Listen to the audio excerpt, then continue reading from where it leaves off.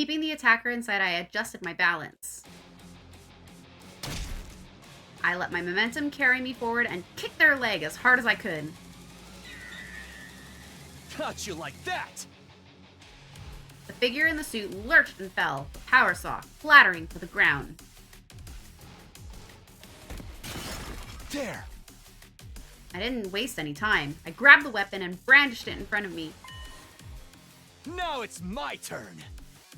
I raised the deadly spinning blades and brought them down on my attacker.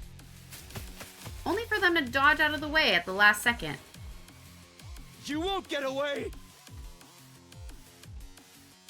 They were sprinting away in the opposite direction now. I tightened my grip on the power saw and ran after them. I couldn't afford to let them escape. If I took my eyes off them for even a second, they'd melt into the darkness and I'd be at their mercy again. I won't let that happen. The power saw was weighing me down, though. I'd never catch up like this. There was only one thing to do.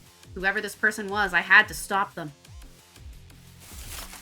I tossed the power saw into a nearby bush and broke into a sprint. My chest was tight from how hard I was pushing myself. My legs were so tired they were practically numb. But I didn't stop. I couldn't give up now. I cleared my mind and ran. Little by little, I was catching up to my quarry. A few feet more, and I'd be right on top of them. Huh? Where did they go? Then, I saw them. They were running towards the academy's main entrance with a sense of definite purpose. That's not good. I put on a last desperate burst of speed, but it wasn't enough. They got ahead of me and made it through the doorway. Damn it, no! In the darkness, I hadn't noticed where they were going until it was too late. Now, thanks to my carelessness, the school's safety had been compromised.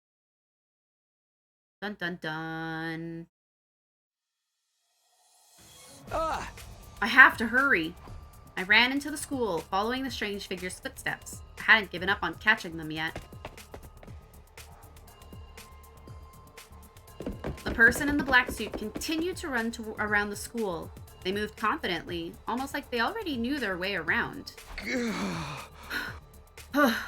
Just where are you going anyway? I was still having trouble closing the distance between us. Then they turned a corner and I lost sight of them. Where did they go? No one answered my question. The only sound in the lonely hallway was my own voice echoing. They can't have gone far. I need to keep this up or else they'll escape completely. Classroom? I checked every hallway, every classroom, every locker I could find, but the mystery assailant wasn't in any of them. They probably used the cover of darkness to slip out of the school unnoticed. That, or they were still lying in wait somewhere. I continued my systematic search until I arrived at the boys' bathroom on the second floor. The window was wide open and there were muddy footprints all around it. They must have escaped through here. That's the only thing that makes sense. Who in the world was that? More importantly, is Hideko okay? What about the others? I turned to leave and go check. But all of a sudden, I felt like the inside of my head was getting turned inside out, and then...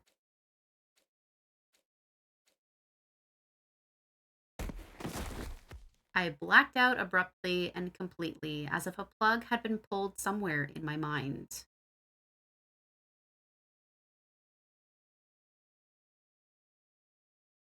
"17.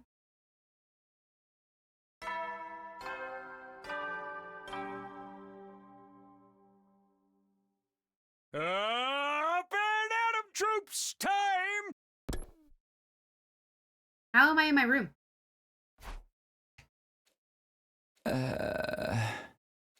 My consciousness slowly but surely drifted back from the dark depths it had fallen into.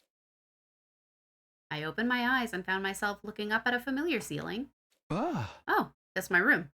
Oh, I remember now. Last night, Hideko was attacked by someone in a weird suit in the biolab. I chased after the attacker, but I lost them and then I blacked out. Wait a minute. If I passed out, how did I get back here? I don't remember a thing. Did someone carry me here? And come to think of it, Hideko, is she okay? Did anyone else get attacked? I reflexively sprang out of bed and then... Ow. The moment I tried to move, a sharp pain shot through my entire body. I guess I did push myself pretty hard last night. I even jumped out of a second floor window.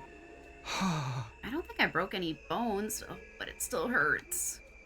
Looking in the mirror, I was covered in cuts and bruises. It's no wonder moving around hurt so much. Even so, I couldn't just stay put and recuperate.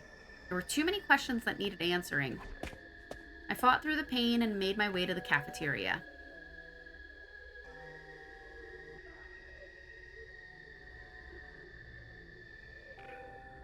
Arriving in the cafeteria, I did a quick head count. 1, 2, 3, 4, 5... Ah. 13! And me makes 14. We're all here. Even Hideko, the one I'd been the most worried about, looked fine. Seeing them all there, eating breakfast like nothing was wrong, I heaved a sigh of relief. Oh, thank goodness everyone's okay. Hey! Morning, Takumi. What's the matter? You look all out of breath. Wait, didn't you guys know what happened last night? Didn't Hideko tell you? Huh? Something happened last night? Do they really not know? How could they not have noticed all the running around and glass breaking?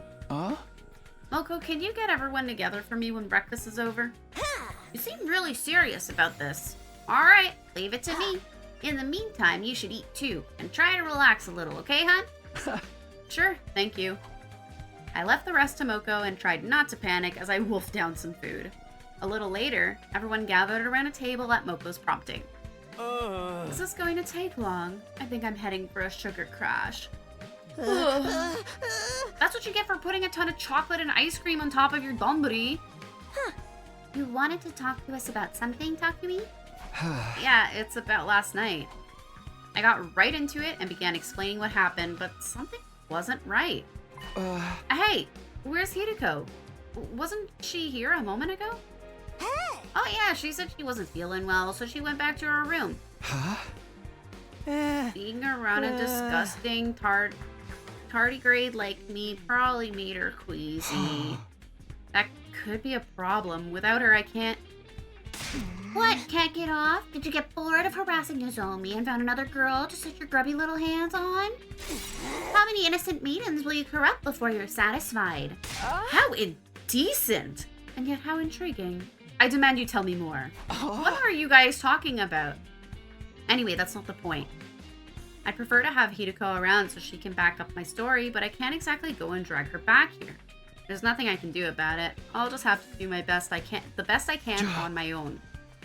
Alright, it's a long story, but here goes. I recounted the events of the previous night, so far as my memory of them could allow. Naturally, I started with the strange figure who attacked Hideko with a power saw. From there, I talked about how we both jumped out of the biolab window, me chasing the attacker after they lost their weapon, only for me to lose sight of them. The others listened in open-mouthed amazement. Probably didn't know whether to believe me or write the whole thing off as a fever dream. That just about covers it. Are you serious? All that really happened last night? Hold on. I need a minute to take all this in. My brain kind of short-circuited after you brought in the maniac with a power saw. I don't get what's going on either. That's why I wanted Hideko here so she could fill us in. Damn. How the hell did none of the rest of us realize all that was going down? The biolab's walls have surprisingly good soundproofing. For some reason. You did a good job making it through this ordeal alive, Mr. Sumino. Yeah, you're a total champ, Takumi. It's kinda scary, though. Just imagine what might have happened to Hideko if you hadn't been there. Even if this maniac had made mincemeat out of her, we could have just fed it into the Revive-O-Matic to bring her back. Don't talk about her like she's a sausage filling. Besides, there's a limit to what the machine can do.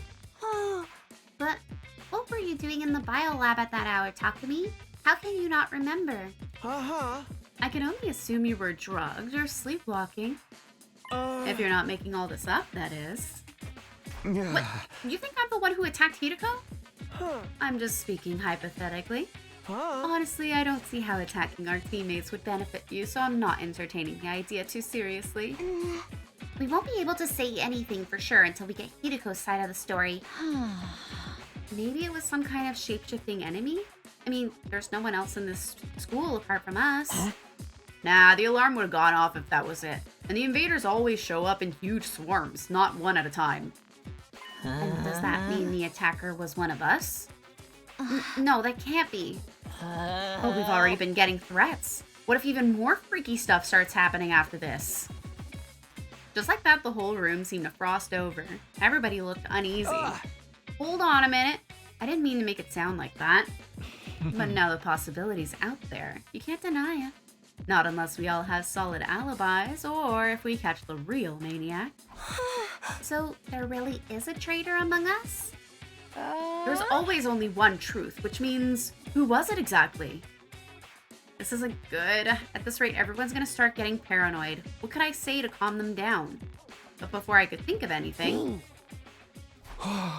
Darumi? Darumi, who'd been silent throughout the conversation, suddenly began to tremble all over. Oh, she thinks she's getting her killing game.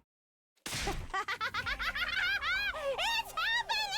We're finally getting dragged into a killing game! Ah! There's a murderer in our midst, a notorious serial killer. This is the kind of twist I've been waiting for. It was like a dam had suddenly burst. Narumi's deranged laughter filled the room. A serial killer hiding in a group of students? Only someone with a severely unsound mind would come up with something like that. Threatening messages, serial killers, power saw maniacs. I can't do this. Yeah! This is so cool. Let's go crazy and start killing each other. Maybe we should let Miss Amamiya handle the killer. You know, fight fire with fire. Or in this case, maniac with maniac. If we need a sacrifice, I'll volunteer. But I might be so useless even the killer won't waste time on me. So we're just assuming all this stuff about a killer is true now? I can't keep up. Guys, please, let's not get paranoid. But from now on, if you have to walk around alone at night, be careful. Might be a good idea to keep our infusers with us too. Then we'll be ready to fight back if the killer tries anything. I'm gonna go see what I can do about fixing the biolab window. It'll be a good chance to investigate the scene, too. Thanks. Sorry for the trouble. I'll go see how Hidiko's doing. I'll let you guys know if I find out anything new. Everyone nodded in agreement, and the meeting broke up. First of all, I need to talk to Hideko. She said she's not feeling well, but hopefully it's nothing serious. Just as I was about to leave the cafeteria... Darumi? You're still here? Seems like that diary was the real deal after all, huh? Don't worry, Takumi. I won't say a thing. It's our secret. Laughing creepily to herself, Darumi skipped out of the cafeteria. I hadn't mentioned that old diary to anyone either. It wasn't exactly a credible source, and I didn't want to risk making everyone even more paranoid. Anyway, I really need to go talk to Hideko. I pulled myself together and made my way to the dorm rooms on the roof.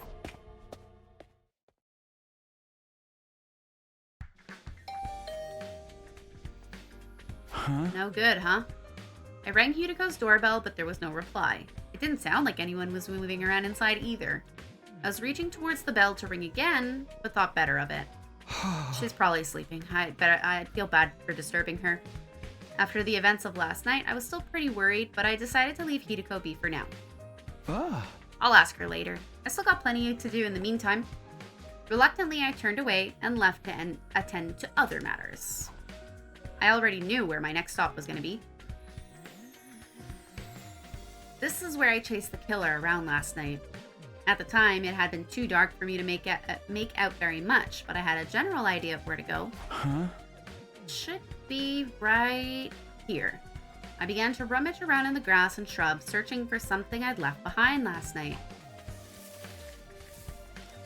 It took me a while, but eventually I found it. Here it is. This was what I'd been looking for. The power saw I'd taken from the killer and thrown into the bushes during our chase. I can't just leave this lying around. I'd better put it somewhere safe. Hefting up the power saw, I carried it back to the school. To the garage, right? Or the workshop? Metal shop? Okay, should be good here for now. The metal shop seemed like as good a hiding place as any. It was already full of guns and landmines and other lethal-looking objects. I set the power saw down in a corner of the room and stared at it for a moment. Up close, these blades looked even bigger and more deadly. I'm glad I didn't get hit. Whoever that had been brandishing this at me and Hideko, they were definitely out to kill us. But why? What motive could they have possibly had? I should probably go over the whole incident again. I'll tell the others I've stashed the power saw in here next time we're all together. Closing the metal shop door behind me, I left and went back to my room. Back in my room, I collapsed onto my bed exhausted. Looking at the clock, I realized half the day was gone already. I knew I ought to be using this downtime wisely to prepare for our next battle, but I just couldn't motivate myself to do any of that today. I still have 3 major mysteries to solve. The first was what had happened last night. What was I doing in the biolab with no memory of how I got there? Why was Hideko being attacked? The second was the person in the strange black suit. I had no idea who they were, what they were doing here, or why. And the third? My gaze slowly traveled to my desk. I hadn't looked at that strange diary again since putting it away. It couldn't be, could it? I got up from my bed, opened the desk drawer, and took out the old notebook. This thing still creeps me out. What kind of deranged person had written these illegible words and scribbled this picture of the killer? Looking at it gave me a weird, sickly feeling inside, like I was being drawn into the madness of the page.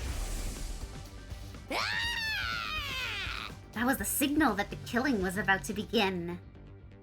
And now we're all going to... die, die, die, die, die, die, die, die, die, die, die, die, die, die, die, die, die, die, die, die. Army's crazed words welled up in the back of my mind. Are the threatening messages in this diary really connected somehow? I wanted to dismiss it all as a meaningless series of pranks, but I still had doubts I couldn't quite dismiss. Those seeds of suspicion were starting to grow, threatening to choke me from the inside. Day 18.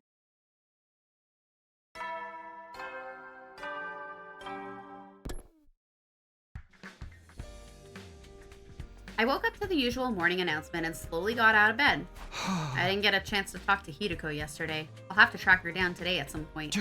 But first, I should go to the cafeteria. I need to tell the others about the power saw. When I arrived, everyone was already there. Everyone except Hideko. I waited and waited, but she didn't show. In the end, I told the rest of the team that I'd stashed the power saw in the metal shop for now and left.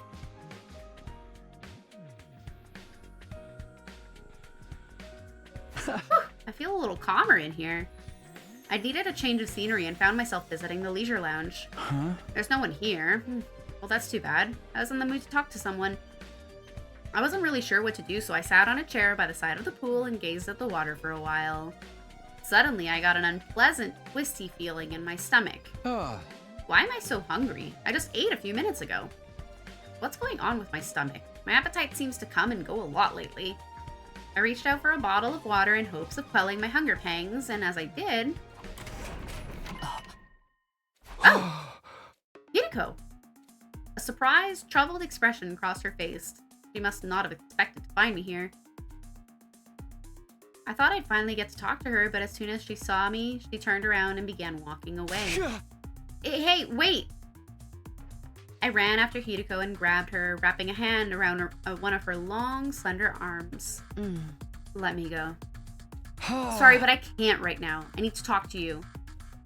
I have nothing to say to you. Hideko looked away, refusing to meet my eye. She was acting so strange, and I had no idea why. Are you feeling better? I heard you were sick yesterday. Anyway, I wanted to talk to you about a few nights ago, when you were attacked in the biolab.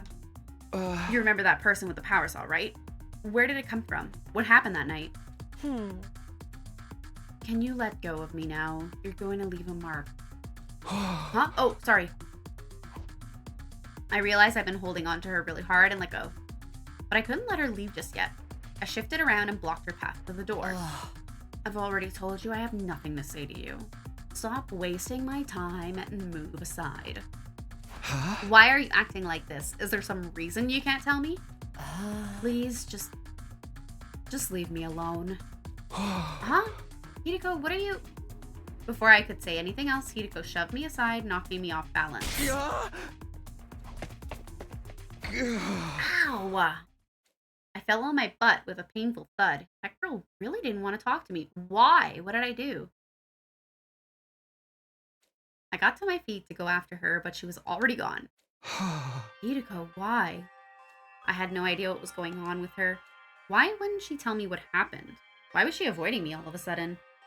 I didn't know, but one thing was clear. Hideko was hiding something. I can't just give up.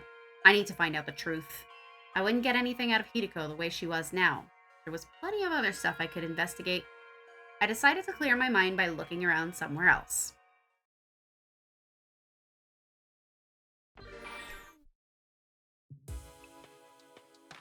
Huh? I didn't get to talk to Hideko today either. There's still so much I don't know about that girl. I never really got to know her the first time around. Hopefully this time she'll open up to me and we'll all make it through this alive. No, not just hopefully. I'll definitely make that happen. Day 19.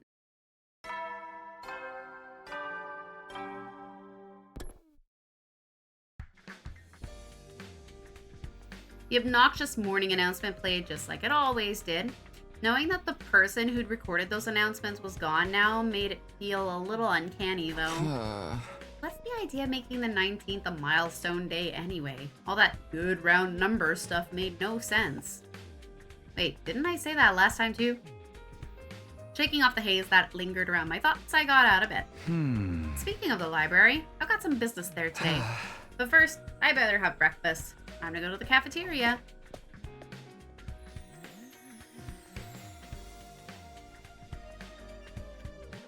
I stepped into the cafeteria and grabbed some food. For a second, my eyes met Hideko's from across the room. Oh! There was a moment of silence, and then she turned away. She refused to even look in my direction after that. Sheesh. Guess she's still avoiding me. Sighing inwardly, I turned my attention back to my food. When I was done, I made my way to the library. Huh? I think Darumi found it somewhere around here. I stood in front of the library stacks, thinking back to the day Darumi and I found the strange diary. I still don't completely buy that it has anything to do with what's going on here, but it was worth taking another look at what was here. There might be some kind of clue. And right now, I needed all the information I could get. I ran a finger along the spines of the books and began pulling them out one by one. My movements got faster, more frantic. I kept going until I'd emptied the entire shelf. How long did I spend doing that? I completely lost track of time in my desperate search, but eventually, I found something that made me stop and take notice. Ah, what's this? I lifted up a beaten-up old volume with a hardcover. It had caught my attention for a simple reason. There wasn't any writing on it. The front cover, back cover, and spine were all completely blank. I looked in the back to see if there was any publication info there, but the last few pages had rotted and crumbled away. Ooh, must be really old. I gently opened it to the title page to be greeted by the only text I'd seen so far. The history of the school. The letters were faded and old-fashioned, but I could still read them okay.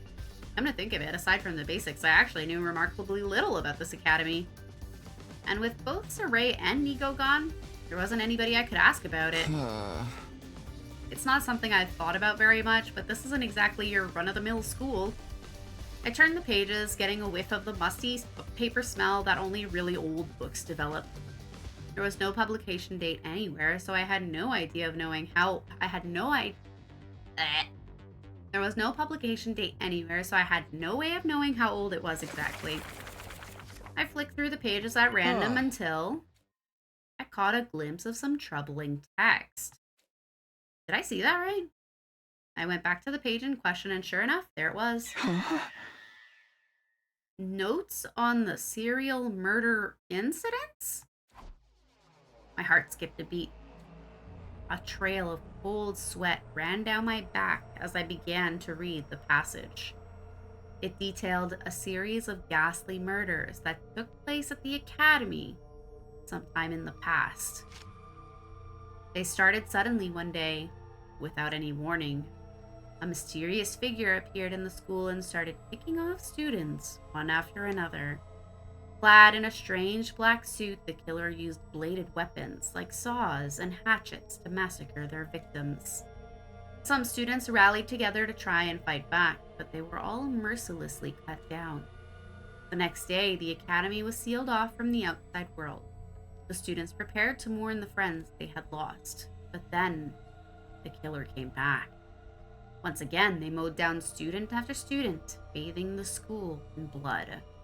Cries of pain, fear, and hatred echoed throughout the grounds as the students' short lives came to an abrupt, violent end.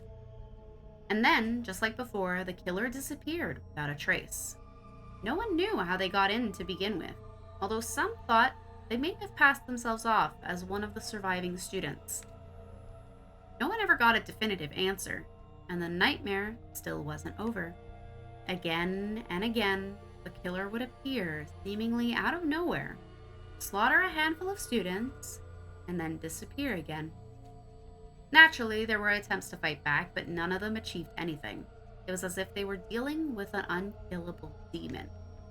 Even now, the killer still stalks these halls, awaiting time for another massacre.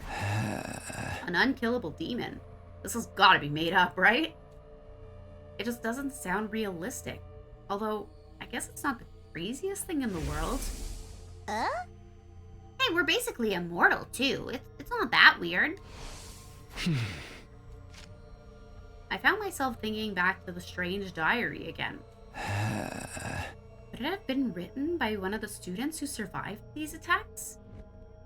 The information in the old book and the diary matched up a little too well for it to be a coincidence. But the part about the killer still hiding out somewhere in the school? That couldn't be true, could it? Could they have been the one who wrote the threatening message that started all of this? No, wait. I shouldn't jump to conclusions. Let's see if there's anything else. I took a deep breath and went back to reading the school history. For the next few hours, I immersed myself in urban legends and reports of other strange incidents that had supposedly occurred in years long past. Alright, I think that should do it. I closed the cover with a sigh, having skimmed through most of what the book had to offer. It covered a wide variety of topics, but it all sounded like things made up for fun, rather than describing events that actually happened. The stuff about the serial killer is the only part that feels like it might be important. I don't know if it has anything to do with the power saw maniac I saw, but it's worth thinking about it. I'll take this book with me for now. If Darumi finds it, it'll only fuel her morbid fantasies. It was already dark out. I'd spent the better part of the day reading. I tucked the book under my shirt, left the library, and headed back to my room.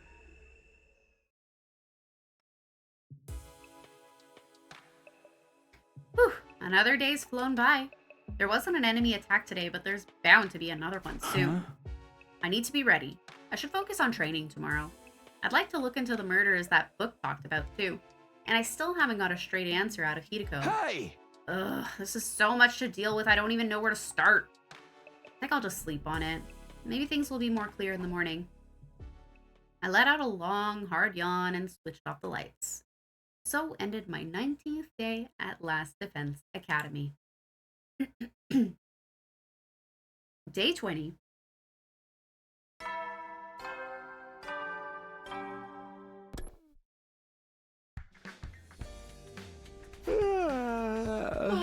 Oh, morning again. I actually got a decent night's sleep for once. Now, what should I do today? Should I prepare for our next battle, or...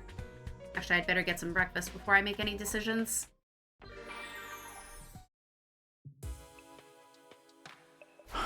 Another day's done. Today went by in a flash. I'd better hit the sack before I start feeling hungry again. I wasn't all that tired, but I got into bed anyway and forced myself to go to sleep.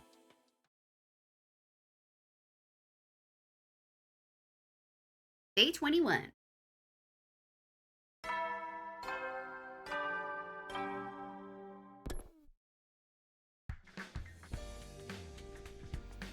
I got to the cafeteria and glanced around. Sure enough, Hideko wasn't there. What's her problem? At this rate, I'll never get to talk to her about that night. I can't give up. I'll ask her again today. I have to try. Morning, Takumi. I was just taking my tray to a table when Moko called out to me, chipper as ever. I turned around and saw that Nozomi was with her. Hey, you two. You're up and at it earlier today oh boy. Hey, you two. You're up and at it early today, huh? Good morning, Takumi. Want to eat with us? Sure, thanks. I took a seat opposite the girls. Moko stared at me intently like she had something to say, but didn't know how to bring it up. Is there something on my face? No, of course not. I was just checking out your breakfast, that's all. You got a real good balance of macronutrients there. You can have some of my protein powder if you want a little extra, though. I'm good, thanks. How about a drink? You want to chug some raw eggs, maybe? No, that's fine. I'm fine. Oh, party pooper. Oh, it's your loss. Something's up with Moko. What does she really want to talk about? Maybe she's waiting for me to make the first move? But I'll look like a total creep if I'm wrong. Come on, Moko. Let's just come right out and ask him. I was getting to it. Stuff like this calls for a delicate approach. For all we know, Hideko's maiden leaf virtue could be at stake here. What about Hideko? Whoops, there I go again. Somebody call a plumber. We got a leak. I'm sorry, Takumi. I really hope you don't take this the wrong way. But Moko and I have been talking, and we both think you and Hideko have been acting a little strange lately.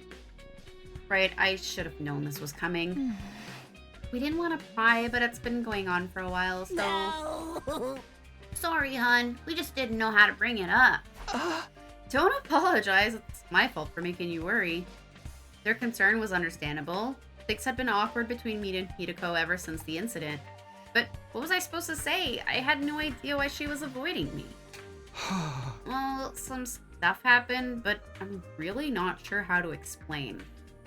I struggled to find the right words, but Nozomi didn't press me. It's okay if you don't want to talk about it right now. Just know that when you're ready, we'll be here for you. Huh? Right. Thanks. My breath caught in my throat, but just for a moment, it felt like I was talking to Katue again. I'll see what I can do to soften up Hideko, too. I know she's the type who likes to be on her own, but she's still a poor, vulnerable maiden at heart. Even rabbits can die of loneliness. You boys have to show some sensitivity. What does that have to do with anything? I get the feeling this conversation's drifting away from its original topic. I don't have the energy to get it back on course, though. I'll just smile and nod until it's over. After finishing breakfast, I said goodbye to Moko and Nozomi and went back to my room.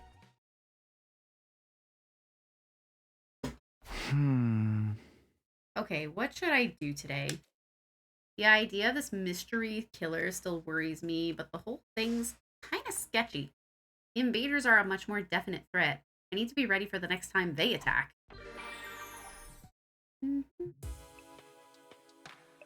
Huh, today was pretty uneventful. That's not to say I don't have any problems. Hideko, the killer, the invaders, there's still a lot I need to deal with.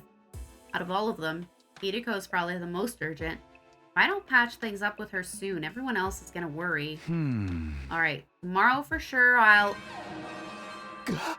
What the? The alarm? The enemy's attacking now? Intruder alert. Intruder alert. Unauthorized personnel detected on school grounds. Defense mode initiated. All available troops prepare for battle immediately.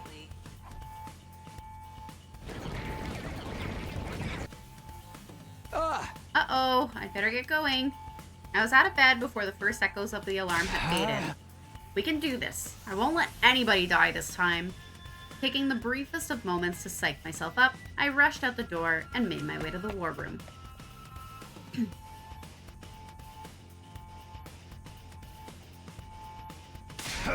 A night attack? Seriously? Don't these guys ever sleep? There's a lot more of them than last time, too. Oh, really going all out. Tsubasa, you think maybe that bomb of yours can take them out? Sorry, it's taking a while to put it all together. There's no way it'll be ready for this battle. For real? We gotta fight all these enemies by ourselves?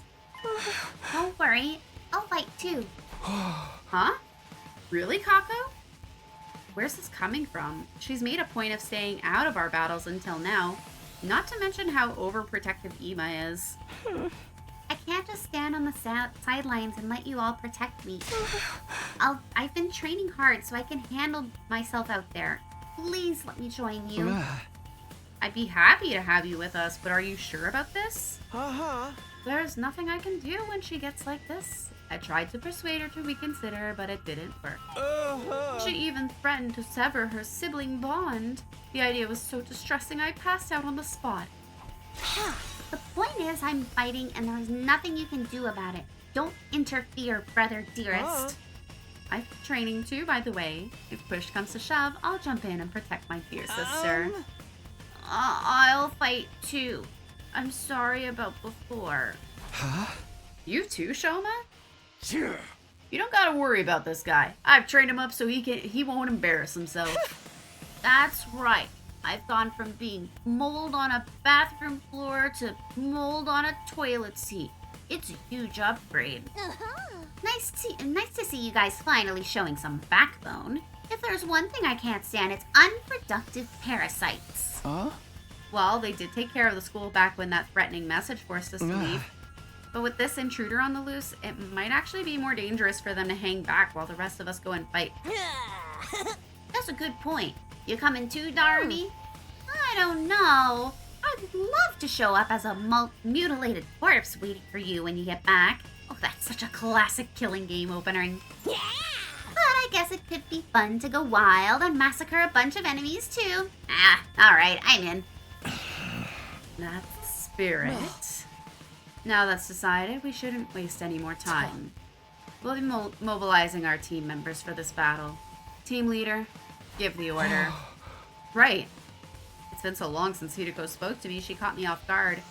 This is no time to get flustered, though. I need to focus on the battle.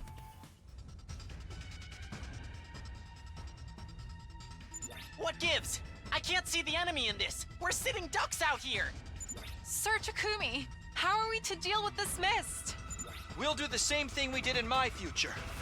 Kako, make your way outside the mist and snipe the enemy from a distance. Ima, you'll have to cover her. Both of you. Hurry. So, I just protect my dear sister from any harm that comes her way? Now that I can do. Okay. Phew. Thanks for that, Hideko. Don't waste time talking. Concentrate on the battle.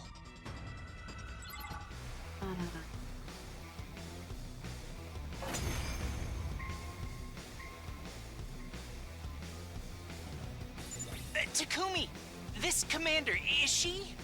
Yeah, she's the one we took prisoner in my future. I'm here this time.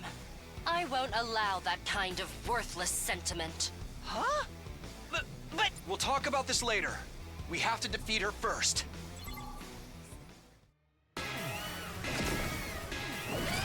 Here we go.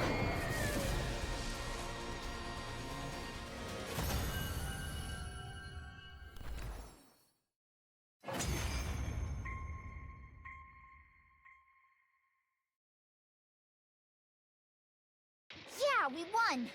Now we just have to finish off the commander. Shouldn't be too hard. She's basically on her way out already. We look down at the defeated commander. Please, don't kill me. Huh? Did she just say something? My name is Ava, the paragon of nature. I beg of you, please, spare my life. I surrender. I'll come quietly, so just let me live. I don't want to die. The terrified invader raised a trembling hand and brought it to her mask. Then she removed it to reveal what was underneath. This is the commander's true face?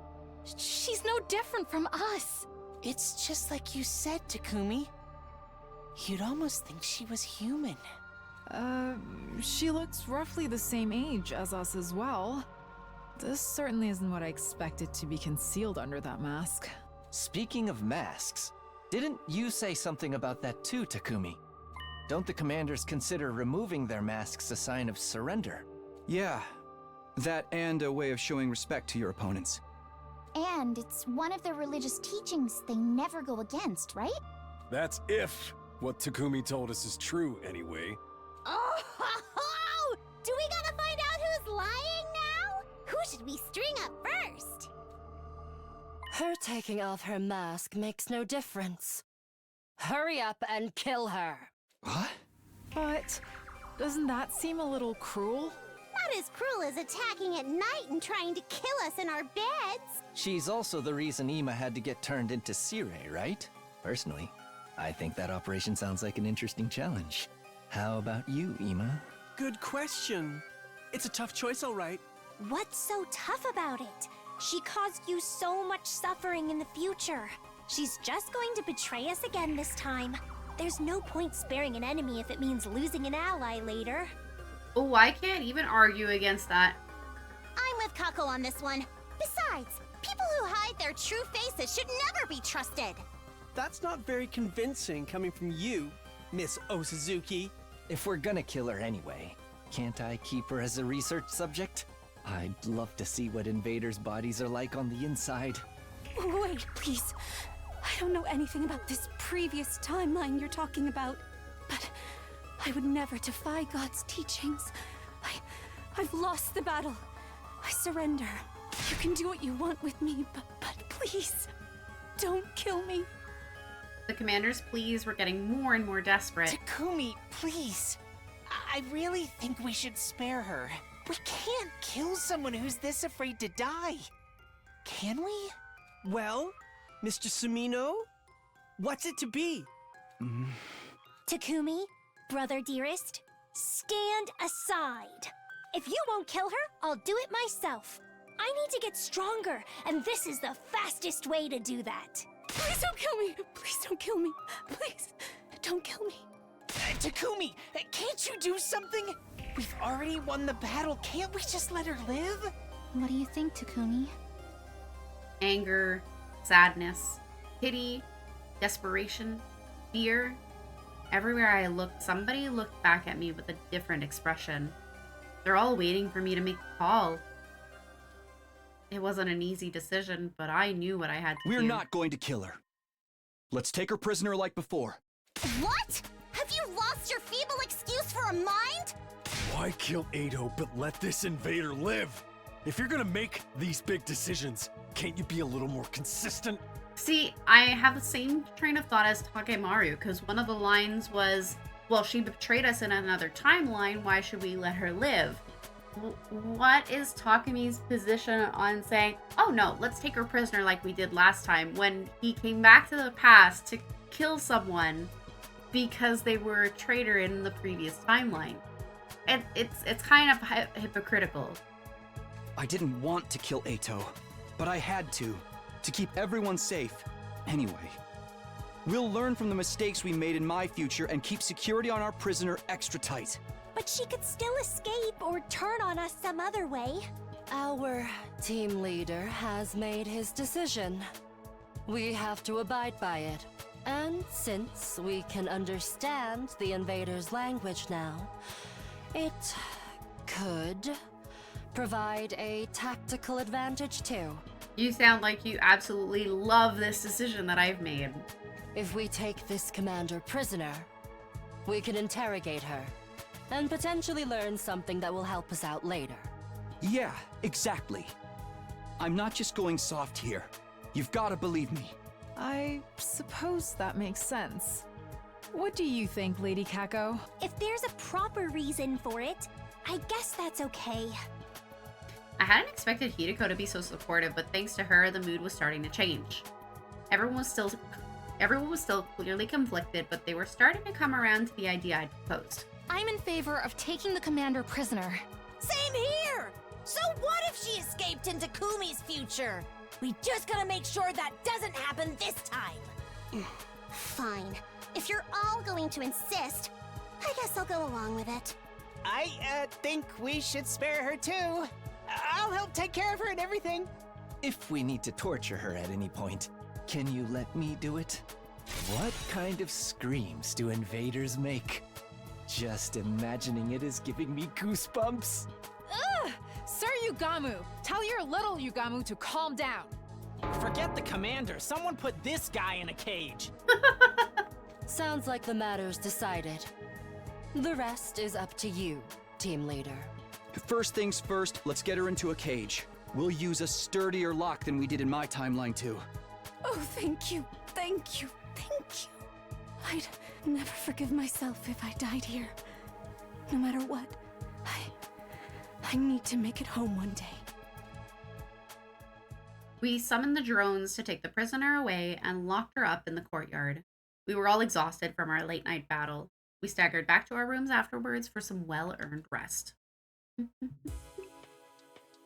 Whew, I could finally get some sleep. Mostly my thoughts centered on the prisoner. Ava, she'd called herself. We were finally going to get a chance to sit down and talk to a commander. She managed to get away last time, but I won't make the same mistake again. I'll talk to her tomorrow and see what she can tell us. For the first time in a while, it felt like we might make actual progress. The relief that thought gave me was enough to carry me into peaceful slumber. Day 22.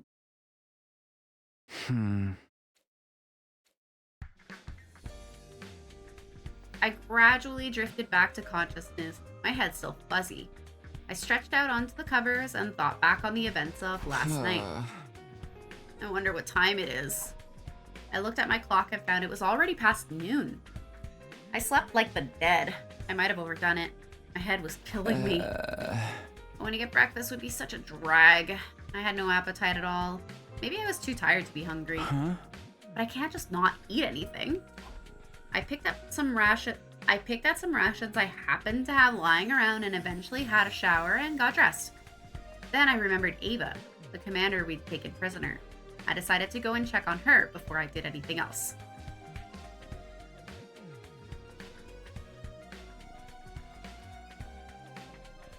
Huh? As I made my way to the courtyard, I spotted Shoma coming the other way. He was carrying a cafeteria tray. Oh, Takumi.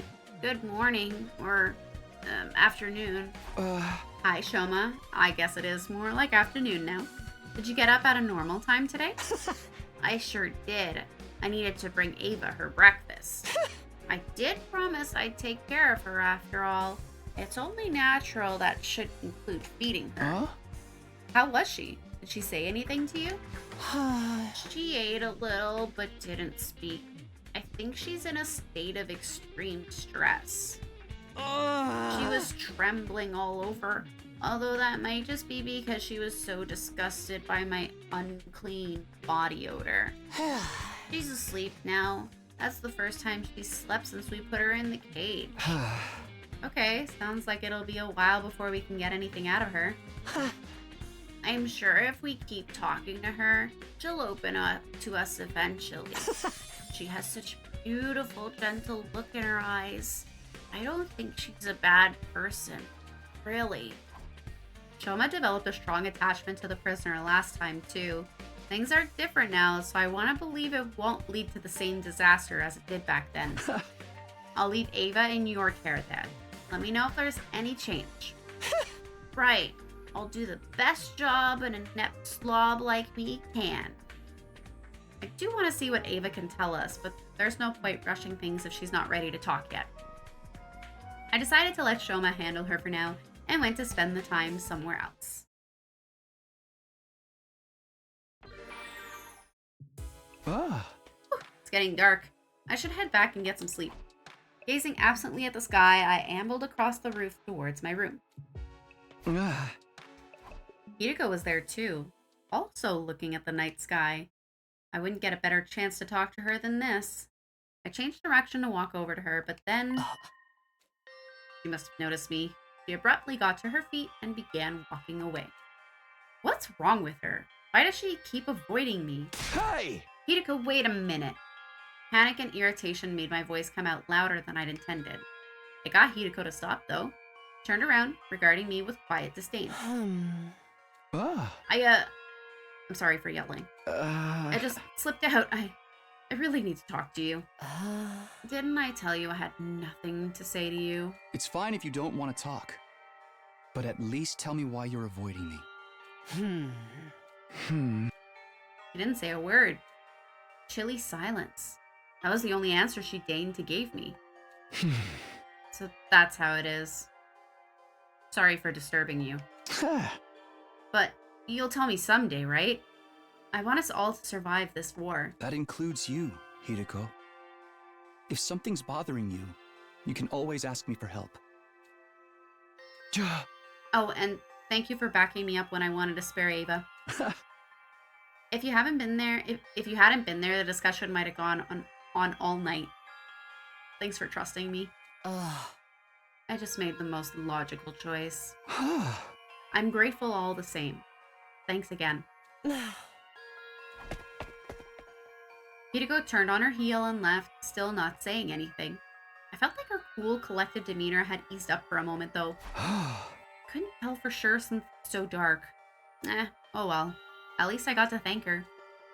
Hideko was hiding something from me. That much was obvious, but what? But for whatever reason, she wasn't able to tell me about it. I guess I'll just have to gain her trust. Slowly but surely. Don't get discouraged. You didn't come back in time just to give up when things got tough. You're gonna win this war. Take everyone back to the artificial satellite, right? Yeah, whatever it takes. That's what I'm gonna do. I made a silent vow to myself. The twinkling stars up above, my only witnesses. The night passed quietly and without incident, drawing an end to the 22nd day at the academy. Day 23.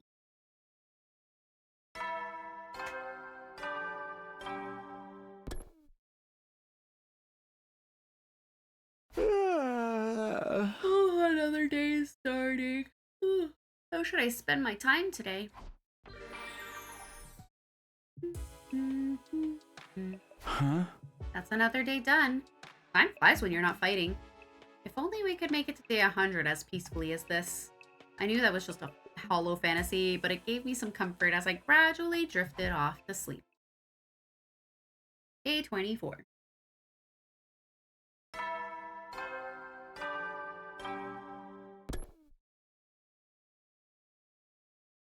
Okay, time to get up. What should I do today? I need to make sure I'm using my time productively.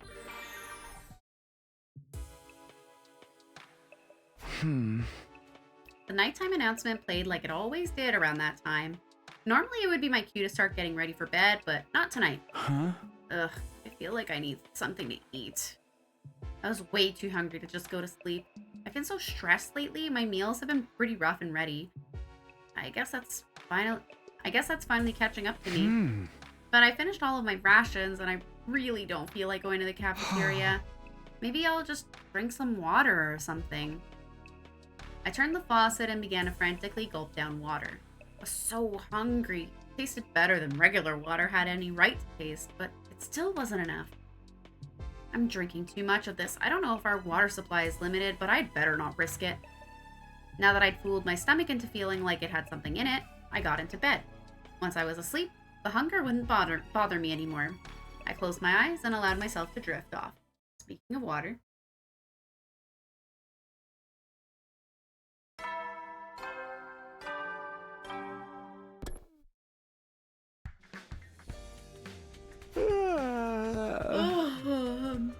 morning already? I rubbed my eyes and sat up, still reluctant to leave the warmth of the covers. My hunger pangs from the night before had settled down, but I felt like I should eat a big breakfast today, just in case. Better head to the cafeteria. Mumbling to myself, I made to get out of bed, but then... Huh? Who could that be? The sudden barrage of doorbell rings took me by surprise, and it didn't end there. Takumi! Wake up! Please! Come quick! That voice! Shoma? It took me a moment to recognize his voice over the knocking. He sounded flustered and panicky. Had something bad happened? I hurried over to the door and opened it. Sure enough, Shoma was on the other side, his face white as a sheet. What is it? What's going on? Ava, she's... Just come look for yourself. Hey! Taken aback by Shoma's intensity, I allowed him to lead me away.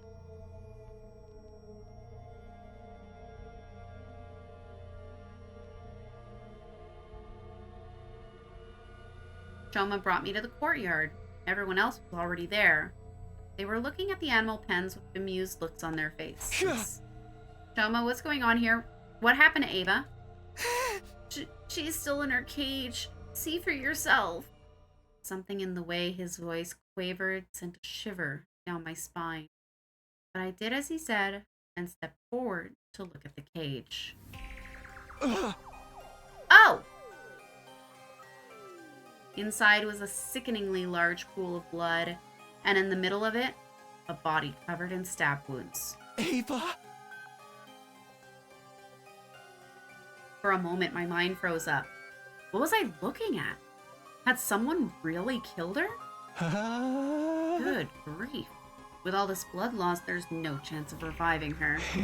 Although I'm not sure the Revive-O-Matic would even have worked on an invader in the first place. Poor Ava.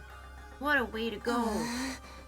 She'd have been better off if we'd killed her right off the bat. Taking her prisoner only led her to an ever crueler fate. More importantly, who did this? We gotta find the culprit. Well, who was the first to discover the body? Shoma. He said it was like this when he came to get Ava give her breakfast. A likely story. Mr. Ginzaki, it was you, wasn't it? Of course not. Ava was so beautiful and pure. I'd never violate her like this. But it's always the person who discovers the body who turns out to be the killer. It wasn't me, I swear. Stop that, brother dearest. You can't go around accusing people without evidence. You're such a kind-hearted little angel, sister dearest. We don't deserve you. One thing's been bothering me. It's the way the cage was broken open.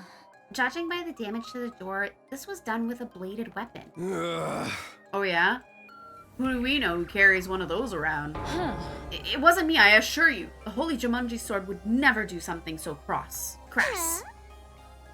I agree with you there. That sword of yours is more of a... I don't know that word, than a ruffian. Oh! She is neither. I don't think it was sliced open with a sword. Whatever did this had a lot of force behind it. Probably something motorized. A motorized weapon? My heart jumped into my throat. It couldn't be, could it?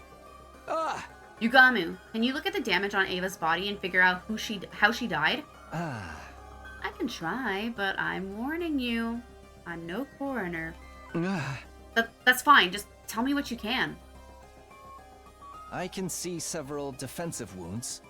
The size of the cuts is consistent with ones made by a sharp blade. So, Ava was probably attacked by someone with a bladed weapon. She fought back, but it wasn't enough to save her. The pain and blood loss would have sent her into hemorrhagic shock, and with no one to help her, she died soon after. A sharp blade with a lot of force behind it. That sounds like...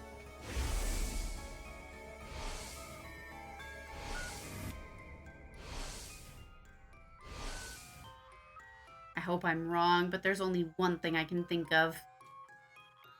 Sounds like the killer's back. Oh, that's Darumi. Sounds like the killer's back. Didn't I tell you this wasn't over? You mean the person Takumi fought before? Didn't you say you took their weapon away? Yeah, I put it in the metal shop. A power saw, huh? Yeah, I can see one of those doing this kind of damage.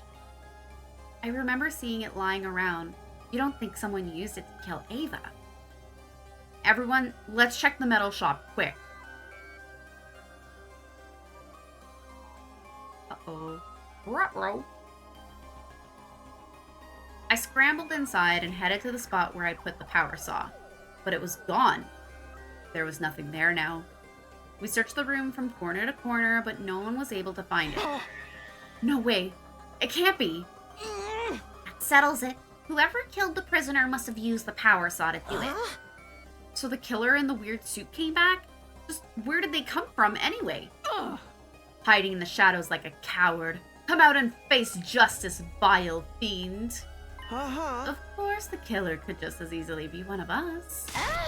Don't be ridiculous. We can't start suspecting each other now. Besides, none of us had any real reason to kill the prisoner. Oh. You think so? I'd say everyone gets an uncontrollable urge to murder someone now and then. That's just you, dude. Mistress Hideko, you're the only one who survived an attack by this power saw maniac. Why have you been so quiet about it? Tell us all the gory deeds. It might give us some clues to identify the killer. Oh. Sorry, but I don't remember much about that night. I can't tell you anything about the person who attacked me. That's a lie. She definitely knows something, but she's not telling us. Aw, no fair! Such a once-in-a-lifetime experience and you didn't even get to remember it? That's seriously depressing. It's on the same level as losing your entire save file right before the last boss. Just thinking about it makes me want to end it all. It must have been pretty traumatic.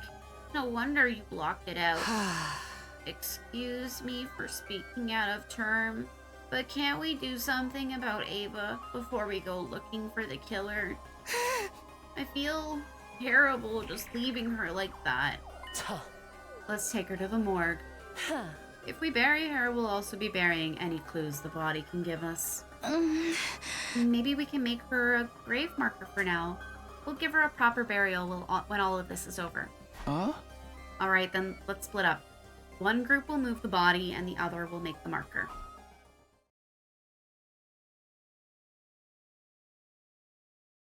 After wrapping Ava's body in a sheet, the boys' group carried it to the morgue. Eito's body is in there too. Oh, thank you, thank you, thank you. I'd never forgive myself if I died here. No matter what, I need to make it home one day. Ava's words came drifting back to me. She was so desperate to live and return home, but she never did. Her life had ended in such a cruel way, too. A feeling of wretched misery welled up inside me. I clenched my fists and tried not to lose my cool. Once we'd safely stored Ava's body away, we went to meet up with Nozomi and the girls. The whole team stood in front of Ava's empty grave and shared a moment of silence in her memory.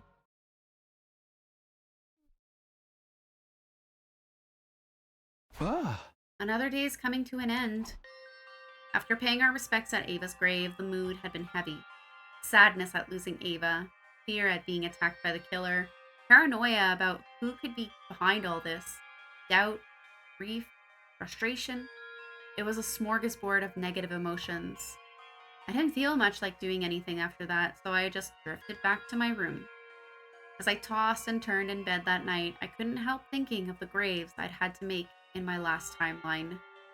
Hideko, Ima, Nozomi. I couldn't let them die this time too. But what if the killer came back and attacked again? What if I have to bury more of my friends? No, I won't let that happen. I'll get everyone together to discuss things tomorrow. We'll come up with a plan and find a way to deal with this. Firm in that resolve, I finally settled down and fell asleep. Day 26.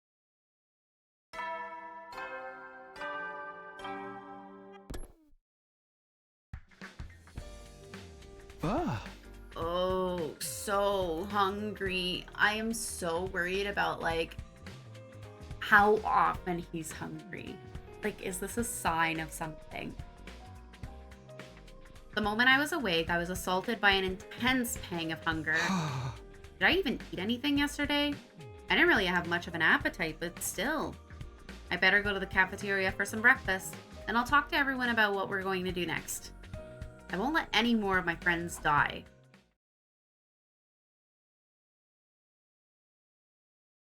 Hopefully.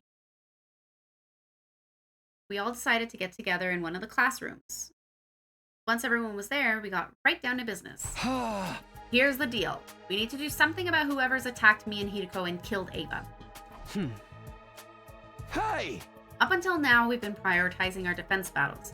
But after what happened yesterday, I don't think we can keep that up. That person in the black suit with the power saw. Let's just call them the killer to make things easier. We have to find them and stop them, or there could be more victims. Are you guys in? Yeah! Of course! I never give up, no matter how the odds are stacked up against me. That's just how pure of heart maidens roll. Y'all feel the same, right?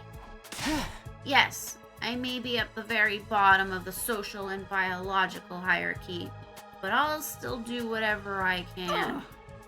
The holy Jumanji sword could never stand idle and let evil have its way. If she's in, I'm in. We shall find this villain and deliver swift, merciless justice. Normally, this kind of mundane work would be beneath a noble like me, but I'll make an exception. I'll help too. Can you let me torture the killer once we catch them? It was a relief to get such a positive reaction out of everyone. They all seemed willing to help. I still have my doubts about this whole serial killer thing. Are we sure they even exist? Oh, they exist, all right. They definitely There's no exist. freaking way there's not a killer here. Why are you getting so mad about it? I think the killer exists too. I can't imagine why any of us would do so. I can't imagine why any of us would do those things. I don't want us to start suspecting each other. I agree. Whoever wrote that threat on the blackboard is probably behind it. They're somewhere inside the school, picking us off just like they said they would. So how are we gonna find him? Just search the school till we flush him out? I guess that's all we can do.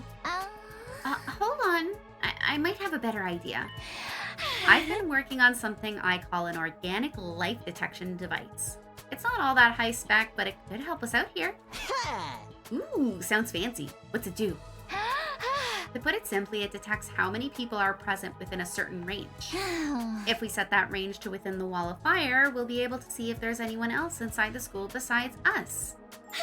That's amazing, Tsubasa. It's so cool that you can make something like that. Just remember, it'll only tell us the total number of life forms in range. But that's better than nothing, right? Absolutely. It sounds like it'll be a big help. It won't be ready right away, though. I need to draw up some plans, get the materials together. It'll be a few more days at least. No problemo. We'll just have to patrol the school until you're done. Please be careful, Moko. We haven't found the murder weapon yet. The killer probably still has it on them. They could attack again. Just let them try it. I'll shove my hand so far up their ass, I'll knock their teeth out. Your hand in their anus, you say? Can you really do that? Will it even fit? Sister Dearest, you're absorbing bad influences again. At any rate, leave the device to me. I'll have it done as soon as I can. Thanks, Tsubasa. Now that that's settled, the image of the 2 books I'd found in the library drifted into my mind. Should I tell the others about them? I want some more time to chew over what was in them, though. Now that that's settled, everyone stay on your guard. Watch each other's backs. I don't want any more casualties. Right. We can do this. In the end, I decided to keep the old books to myself and ended the meeting there. I wasn't in the mood to do anything else, and before I knew it, my 26th day at the last Defense Academy had come to an end. Day 27.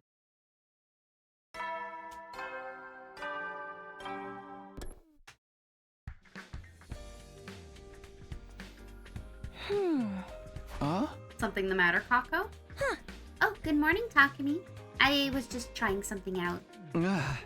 Trying what? To have a vision. My dear sister can see into people's futures, you know. Oh yeah. I'd almost forgotten about that. Probably because her visions are so unreliable. You don't seem very surprised. I guess you knew already. In that case, I'll give you the short version. She's trying to use her gift to give us some clues about the killer. A laudable effort, if I do say so myself. But it's no good. I can't have visions on demand, no matter how hard I try. If only I had a better grasp on it, I could find the killer in no time at all. In that case, it's time for your dear brother to step in and have a vision of his own. Yes, I see it. I can see that. My dear sister will be just as adorable today as she always is. Oh, and as for your problem, Mr. Sumino, you probably just need more fiber in your diet. Does that really count as a prediction? That day, I ate a slightly more nutritious breakfast than usual. I think. Once I'd finished, I headed back to my room to think out my next move. A clue to help us find the killer. Back in my room, I opened my desk drawer and took out the book I'd stowed aside. I didn't know how true any of it was, but this was the only other thing I'd found that mentioned a killer hiding inside the school. Maybe I'll take another look at it, just in case. I opened the musty old book and turned to the pages that dealt with the serial murders. The true identity of the unkillable killer. As I scanned through the pages, I found a section that offered several theories. A man given immortality through inhumane experiments, now seeking revenge on the world that treated him so cruelly. A researcher that was driven to suicide came back from the dead using black magic. A reanimated corpse made by stitching together parts from students who died during an epidemic. These all sound like something out of a horror story. Once again, most of them sounded like they'd just been made up for fun. I couldn't prove that any of them were fake, of course, or that any of them might be real. I don't think I can believe anything here unless I see it for myself. With a sigh, I closed the book and put it back in the drawer. Guess I'll just have to do whatever I can until something new happens.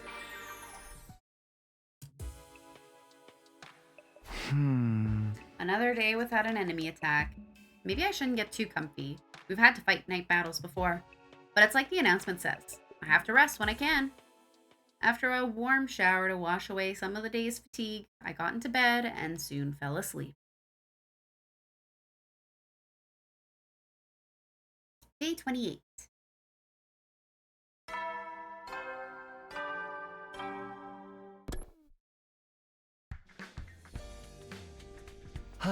Morning, Takumi. Want to eat with me? Yeah, of course. I accepted the invitation and sat down opposite Yugamu. For reasons that escaped me, he was grinning like a Cheshire cat. You seem really happy today. Did something good happen? Oh, am I letting it show? Whoops. That's no good for an assassin. But I can't just help. But I just can't help myself. I'm so excited and I can barely hold it in. Considering Yugamu's unique personality, I hesitated to ask what he was excited about. The next moment, he picked up the knives he'd been toying with and turned his attention to the grilled meat on his plate. Moving almost too fast for me to follow, he began skinning the meat from the bone with frightening precision. Hey, what are you doing? Whoops, there I go again. I should really only do this kind of thing behind closed doors. But I can't help it. Oh man. Ever since I saw her dismembered body, my passion's been at fever pitch. Is he talking about Ava? That's the kind of loving killing I've been craving all my life. Not being able to do it myself has got me climbing the walls. Oh, right. Yugamu's not just a little eccentric. He's a grade A Omega class freak. His breathing heavy now, he looked up from his whirring blades and locked eyes with me. Say, Takumi, I don't suppose you'd let me kill you. I promise I'll treat every hair on your head with the love and devotion you deserve. Getting killed with love is like nothing else you'll ever experience. The two of us could make beautiful music together. Yugamu's intense gaze was giving me goosebumps, and not in a good way. No way, not in a million years. That's fair. I wouldn't want to if you weren't into it anyway. But let me warn you. I can't keep going like this. If you can't help me out, I really might have to kill someone. Excuse me? His eyes still locked to mine. Yugamu stuck out his tongue and licked the blade of one of his knives. You're so cute when you're scared, Takumi. Don't worry. I was just kidding. Knock it off, please. Your sense of humor is bad for my health. Here am I, trying to keep everyone alive, and he's talking about killing for kicks. Too early in the day to deal with this stuff. My hopes of a stress-free morning thoroughly dashed, I suffered through breakfast, Yugamu's eyes on me the whole time. I came away from it feeling more tired than before I ate. My motivation had suffered a hit, so I decided to take a walk to clear my head and get my strength back. That was ominous. Stepping out onto the rooftop, I walked over to the fence and stared up at the clear blue sky. Ah, nice fresh air. I feel better already. It wasn't bad taking a moment to space out under this endless sky now and then. Just as I was beginning to recover from my breakfast with Yugamu, Huh? I noticed Hideko standing a short distance away, also looking up at the sky. This is just like the other night. Should I try to talk to her? She'll probably only blow me off again. But before I could make a decision, it was made for me. Looks like she noticed me. Huh? This is different. I'd expected Hideko to turn her back on me and walk away, but instead she was actually coming over to talk to me. Takumi. Yes, what is it? My voice cracked. I was so surprised that Hideko was suddenly acting friendly. Well, friendly for her. Why the change in attitude? Up until now, she'd been so determined to avoid me. As I struggled for words, Hideko appraised me with a piercing gaze. How are you feeling? A little flustered, to be honest. No kidding. You look like a cat that just sniffed a pair of socks that hasn't been washed in a week. That's oddly specific. I was just trying to give you an example. If you're feeling the same as always, then don't worry about it. Yeah, I'm basically fine. Why are you asking, though? Are you finally ready to talk to me? Huh? I know you've had your reasons for staying quiet, but I don't think I can wait much longer to hear the truth from you. Like I said before, I want us all to survive this, so if you know anything that might be relevant, I can tell you one thing at least. I am not your enemy here. If you believe nothing else, believe that. Hideko looked me dead in the eyes. I could tell she was absolutely 100% sincere. Then how about you tell me what's going on? If you're really on my side, you should be able to do that much. It's hard, you avoiding me all the time. The others are starting to take notice too. Now that you mention it, Moko said something strange to me a while back. Oh? What was it? She said you were like a rabbit and could die of loneliness if I didn't treat you nice. Does that mean anything to you? Wait, I was the rabbit in that analogy? What have you been telling her, Moko? Yeah, I think her take on the situation was a little off. Don't worry about it. Was that a smile? Seems like a long time since I've gotten one of those out of her. Well, I must be going. I'll see you around, Takumi.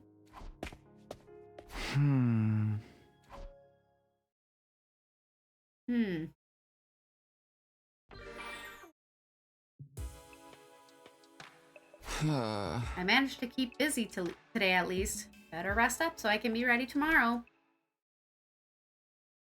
Day 29.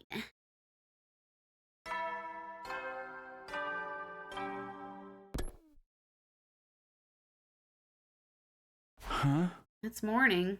What should I do with myself today?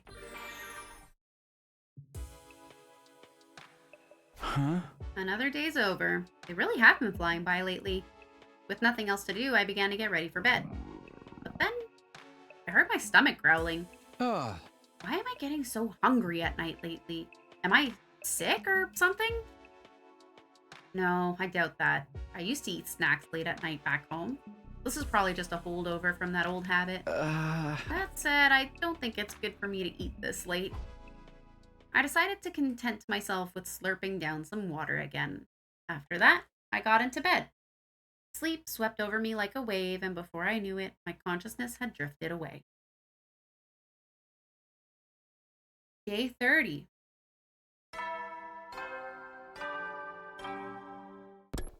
Oh, shoot, there was a whole bunch of red writing. Oh, it's because these are pre-recorded. Okay, he's saying that there's rooms that are open, but they're already open. Oh yeah, we originally didn't have access to those 2 rooms until day 30. See, Ray already unlocked everything at the start, but I guess the old announcements are still queued up to play like before. We've made it to day 30. What do I do today? There was no enemy attack today and no new activity on the killer's side either. We'll conduct a thorough search of the school tomorrow. There has to be some kind of clue somewhere. Having decided on that, I decided to get into bed. But then, all of a sudden, he appeared. Hey there, it's been a while. Has it? I suppose it would seem that way to you. I guess it all depends on your perspective. A lot's happened here lately. I know. I've been sneaking out to check on things now and then.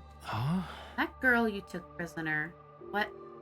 I mean, why? He saw the way Ava ended up too, huh? I can't tell you that. We're still trying to find whoever did it. Hey, you didn't see anything, did you? Any little detail could help us figure this out. What? Sorry, I don't know anything about that.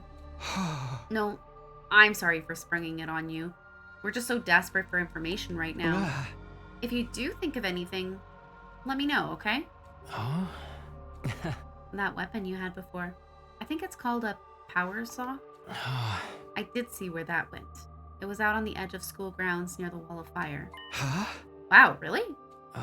Yes, you can go see for yourself tomorrow. Thanks, I'll do that. I would never have thought about looking for it all the way out there. We can use all the help we can get figuring out who the killer is. So, you really don't? It's nothing. I'll see you again, Takumi. Is it me? With that last remark, the ghost boy slowly faded away, leaving my room, feeling strangely quiet. I guess what happened to Ava really got to him. I couldn't fault him for being shaken up. None of us could have expected a serial killer was hiding here at the academy. I'll retrieve the murder weapon tomorrow. That's going to be a step in the right direction.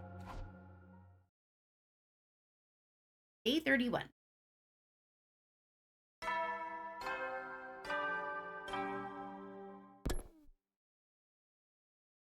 I got up, got dressed, and headed straight out the door.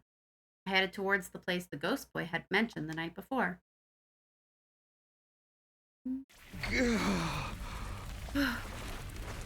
Why are you huffing and puffing? I should be around here, I think. Sweating from the solid mass of flames in front of me. Oh, I began my search. Aha! Got it. Oh, and it is covered in blood. Sure enough, there was the power saw, and its blade was coated with dry blood. This is what killed Ava. The blood had splattered up the whole length of the blade right up to the handguard. There was no doubt about it. This was the weapon that had ended Ava's life in such a cruel, violent way. I'd better tell the others about this. I'd brought along some cloth so I could carry the power saw without getting my fingerprints on it. Back at the school, I got everyone together to show them what I'd found. Smart on him to go with a cloth. Huh? Wow, this is a grisly looking contraption. There's no way this isn't a murder weapon. I'd say these bloodstains are around a week old. That fits our timeline for when Ava was killed. Damn that killer. I got some nerve using something like this to do their dirty work. Tsubasa, you checked for fingerprints, right? Did you find any? Sorry, I tried, but I didn't turn up anything new. That's too bad. But maybe something else about it will give us a clue? There was nothing too special about the place where I found it. So, no footprints? Even if there were, we know so little about the killer. We'd need real expert knowledge to learn anything from this. Isn't it a little odd that the killer ditched their weapon and left it lying around in the open? Perhaps they had no choice. Takumi, you found it near the wall of fire, correct? Maybe the killer threw it away. Maybe the killer threw away their weapon so they could pass through the flames and escape. No one could survive walking through those flames. Is this killer immortal or something?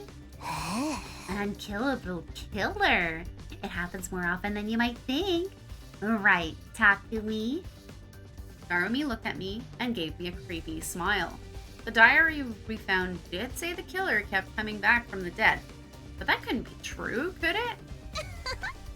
Gaku, hurry up and catch the killer already. I'll see to it that you're paid for your efforts. Huh? Why me? Have you ever heard the expression, too dumb to live? I want to see just how much that applies to you. Don't forget about the Revive-O-Matic. Shouldn't it be more like too dumb to live, too cursed to stay dead? A double whammy of cruel fates. I really do pity the foolish sometimes. Pity them all you want, just quit making a fool out of me. But don't they say people who call others idiots are the real idiots? That makes us all fools, does it not? Keep your mouth shut, idiot-in-chief. Your stupidity might be contagious. I hate to interrupt, but is it just me, or are we missing someone? Now that you mention it. Sorry, I'm late. Oh, it was Shoma. Shoma came running in, carrying what looked like a large garbage bag on his back. Well, if it isn't Trashy Claus. I'm sorry.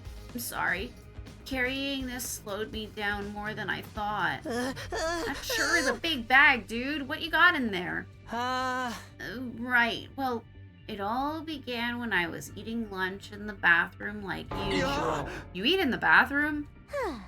Classic social outcast move. I should know. I do it all the time. I didn't want to spoil everyone else's meal time by inflicting my unhygienic presence on you. So I went to the boys' bathroom on the second floor, and I found this. Shoma opened the bag to reveal its contents. Inside was what looked like a jet black diving suit and helmet. I recognized it right away. There was no way I'd ever forget. This is the killer's. It's what they were wearing that first night when they attacked me in Hideko.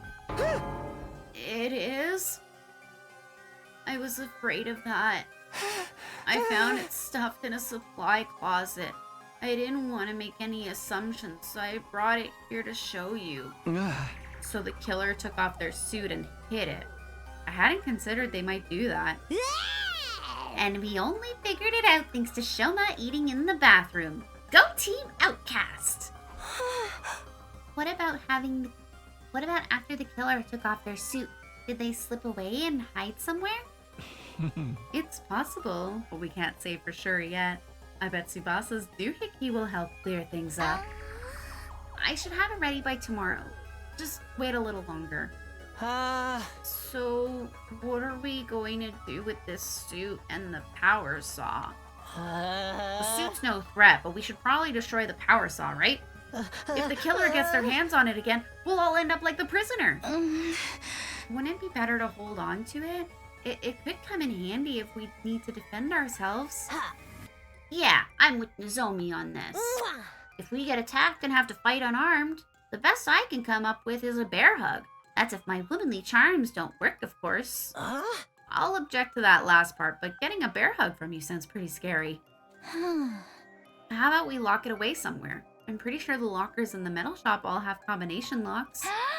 If we're the only ones who know the combination, no one else can get in without absolutely wrecking them. I guess that'd be okay. Oh, but before we do that, let's take a closer look at this suit. The suit seemed to be made of specialized material none of us had ever seen before. It looked big and baggy at first, but it could be adjusted to fit pretty much any person of any build. It was heavy, too. Hardly the kind of thing you'd want to go walking around in. Why had the killer been wearing this? In the end, we were unable to figure out what the suit was for and didn't find anything that might lead us to the killer.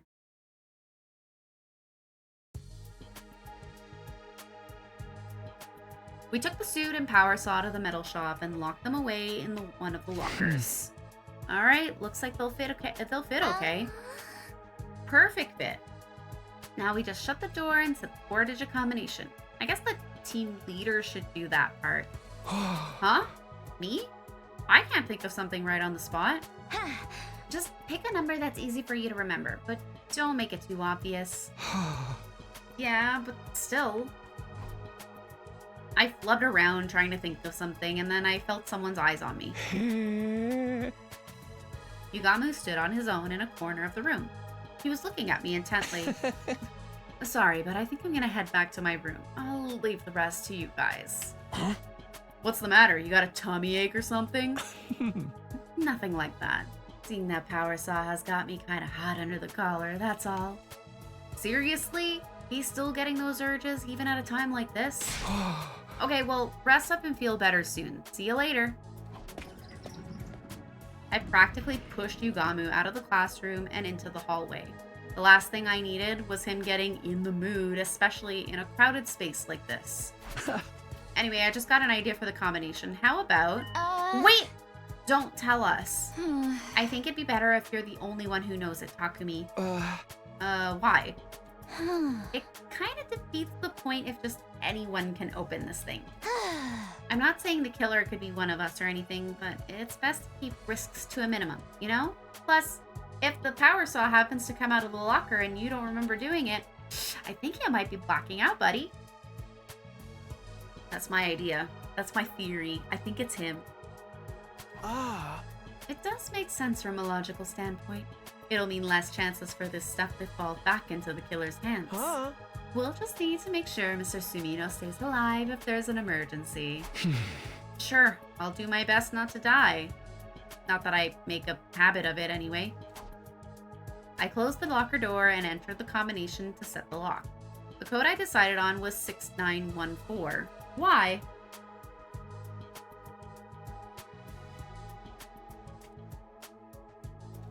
$69 for the number of days left until day 100, 14 for the number of people in the group. Oh, okay. 69 days from now, all 14 of us would still be alive. This code was like a wish, a promise to make that happen. Alright, that's done. You better have that combination memorized. It's all over for us if you forget it. It'll be fine, trust me. Yeah, this isn't Kiyoshika we're talking about. 4 digits is probably too much for her to learn in the first place, let alone remember. Learn, okay. Huh. Give me some credit, Lady Kurata. If I write the number on the locker, it won't be a problem if I forget. Every day you set a new record for stupidity. Okay, I guess that's all for today. Checking one more time to make sure the locker was secure, we all filed out of the metal shop classroom. I vowed to only open that locker in the case of an absolute emergency. In a perfect world, I'd never have to open it again, and we'd leave it behind on day 100. 69 days to go. We have to get through this. Day 32.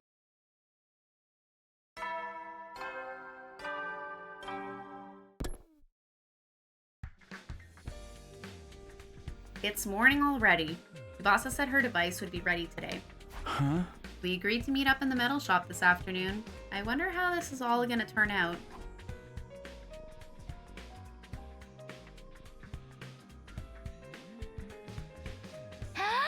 Okay, is everyone here? Then let's get started. I'll come right to the point. Is your device ready? Sure is. I was tweaking it right up to the last minute. But I think it'll do the job just fine. Take a look. Such technological wizardry. Will this lead us to the 7 wish-granting orbs scattered across the planet? It's an organic life detection device, remember? It'll show us how many people are inside the school. How does it work?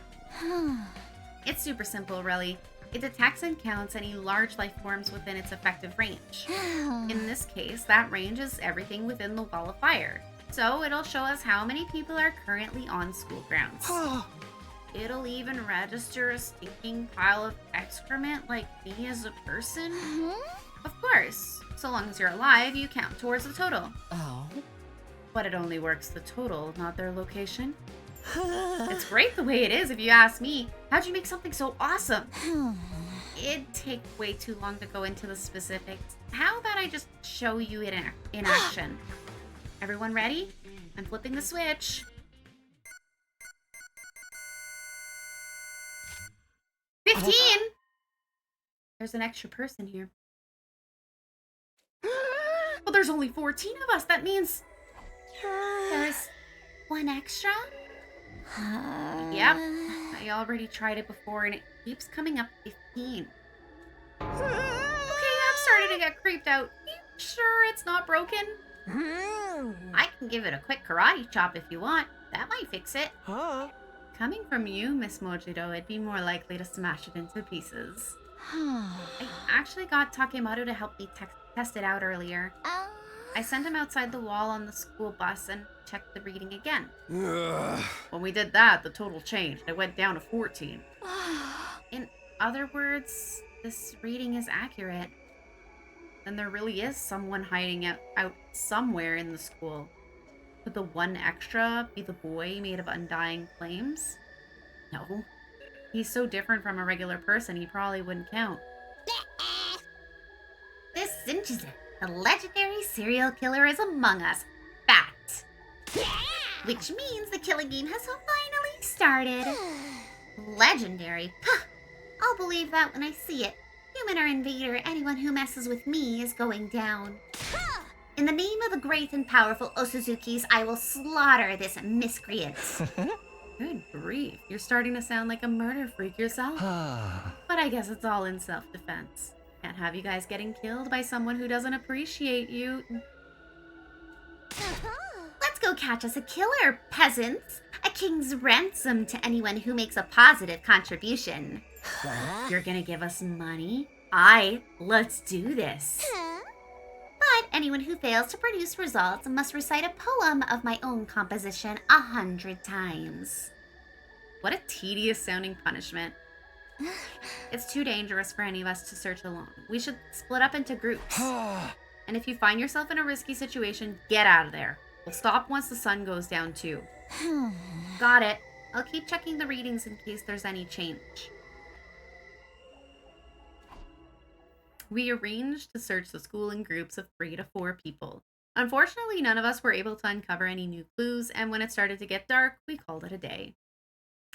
The curtain fell on our 32nd day at the academy, but the life sign total still had an ominous 15.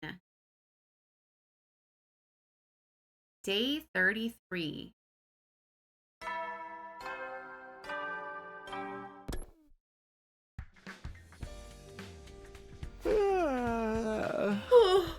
Morning again. Yawning, I got out of bed and stretched my arms a little. What was the killer doing this morning? Were they also waking up around this time? Part of me wants to keep looking today, but we can't neglect our training either. We only have so much time here. We need to think carefully so we can make the best of... Intruder alert! Intruder alert! Unauthorized personnel detected on school grounds. Defense mode initiated. All available troops prepare for battle immediately. Great. Damn, it's like the enemy could read my mind. I need to focus solely on the fight now. To the war room! In answer to the alarm, everyone had filtered into the war room one after another. Taking advantage of the confusion caused by the killer to try to catch us off guard, the cowards. I think it's just a coincidence. Now they're here, we just gotta take them out like always. Indeed. The search for the killer yesterday was a mere appetizer. Now it's time for the main course, Invaders a la mode. Takumi, I assume you're fine with all of us fighting this time as well? Yeah, it's better that way. Let's do this, guys. Initiate defensive battle.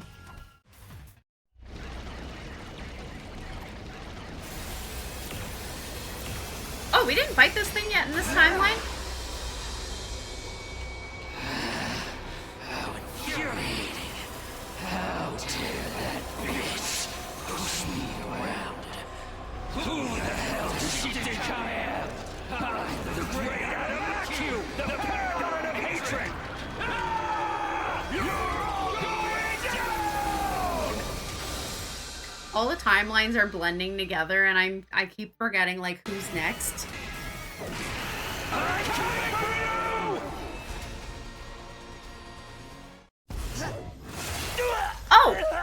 You?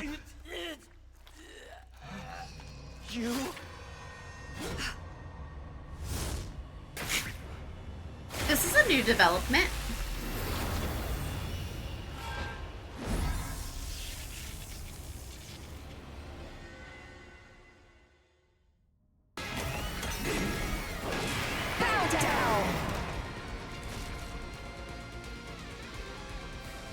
An offering to my magnificence. I commend you. With this, I am one step closer to becoming a god. God! I will be God! She killed her own dude! This isn't the time to scream and moan. She's absorbing her allies' power to get stronger. If we're not careful, we'll just be food for her. Damn her! We have to stop her here and now. Here goes!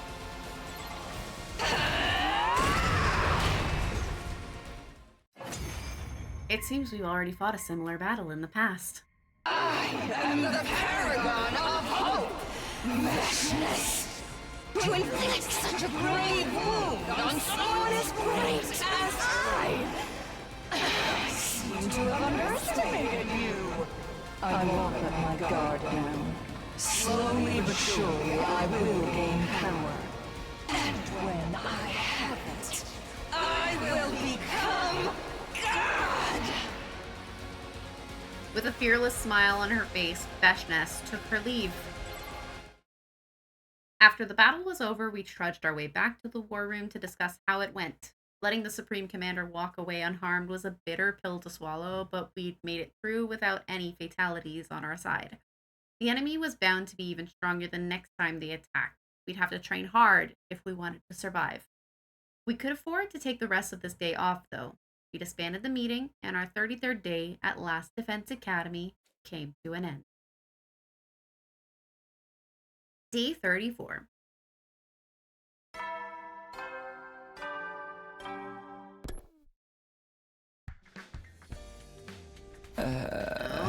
Morning already. My body felt heavy and sluggish. I hadn't completely slept off the fatigue from yesterday's battle yet. Maybe I'll just take it easy for today as well. No, wait, this is no time to slack off. The killer's still on the loose. First, I'll go to the cafeteria and see what Tsubasa can tell me. Today, just like yesterday, the number of life forms registered inside the school was 15. The killer was still here somewhere. The question was, where?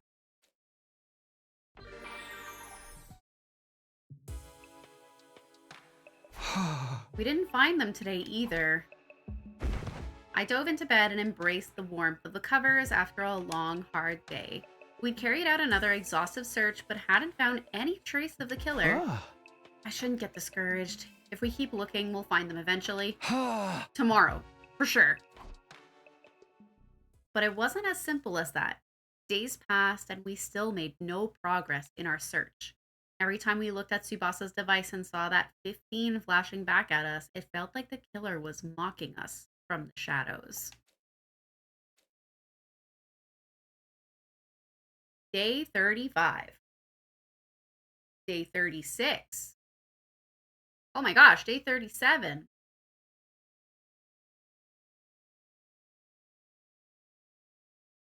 Day 38. After several days of fruitless searching, a new development occurred on the evening of day 38. Knock it off! Let me go! I just wanted to make sure she was who she said she was. Let me go! Gaku raged and struggled, but Yugamu held him in an iron grip, not saying a word. And to the side of them, Both of you, stop it! Kurata, her face uncovered, was sobbing uncontrollably. Takumi, quick! You gotta do something! Whoa, hold on! What's going on here? It had all started around 10 minutes ago.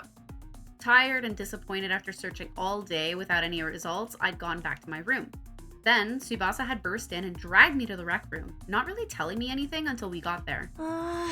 We were talking and Gaku suddenly said he thought Kurata might be the killer. They got into a fight and Yugamu stepped in to stop them, but then... Mr. Omikage got all intense and now he is, well, like that. That still doesn't tell me much, but I guess I'd better break this fight up. Hey, Yugamu, ease up, okay? Why don't we just talk about this? Yugamu! He's totally in the zone, huh? Nothing any of us says seems to get through to him. Gaku, meanwhile, was wilting under the murderous aura being directed at him. I couldn't let this continue. If I had to get a little rough, so be it. But before I could make my move...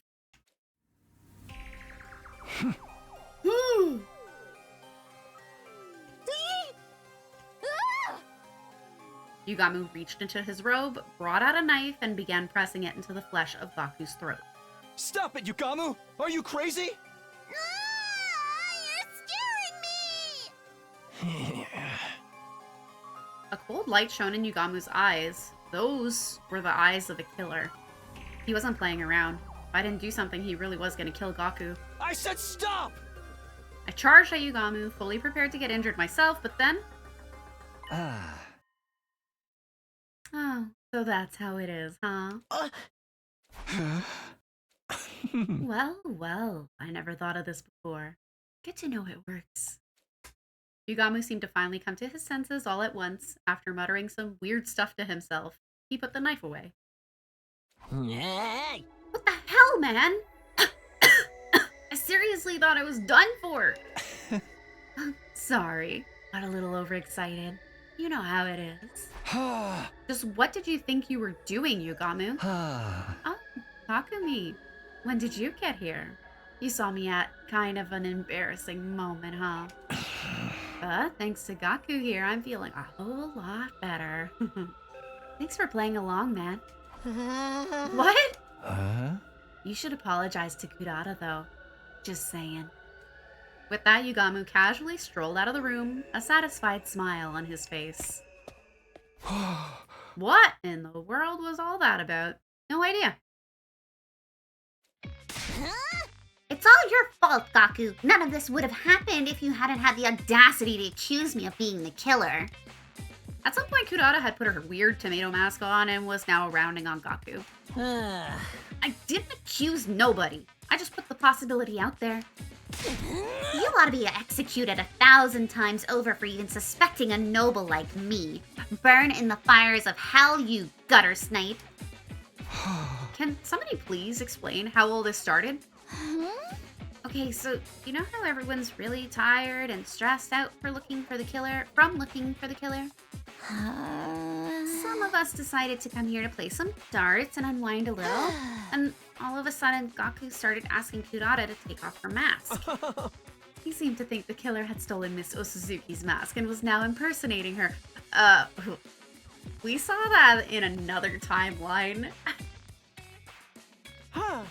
Naturally, she refused. Things got heated and there was a scuffle and the mask came off. So that's why she didn't have it on when I got here. Of course, once it was off, everyone could see it was the real Kurata underneath, but then she started to cry. That's when Yugamu stepped in and told Gaku he'd gone too far. Then Gaku got flustered and started accusing Yugamu instead. And so you sent Tsubasa to come get me? That's right. Miss Osuzuki's true face shocked us, of course, when mostly we were afraid of Mr. Omikage. Sorry we had to get you involved, but I didn't think we could handle him on our own. No need to apologize. From the sound of it, it really was all Gaku's fault. Well, maybe I got a little carried away. But we've been looking around for days and still haven't found the killer. Who wouldn't start to wonder what was under that mask? Try to think about how Kurata felt hearing you accuse her like that. Now that you know you were wrong, you should really apologize. I know. So, Kurata, I was out of line. I'm sorry. Next time you show that much disrespect to me, I'll make you walk across an electrified steel girder.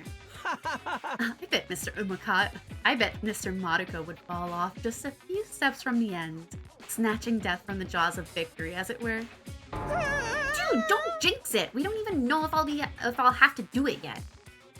I can totally see that happening, though. Coming back to Yugamu, that was a pretty extreme reaction, don't you think?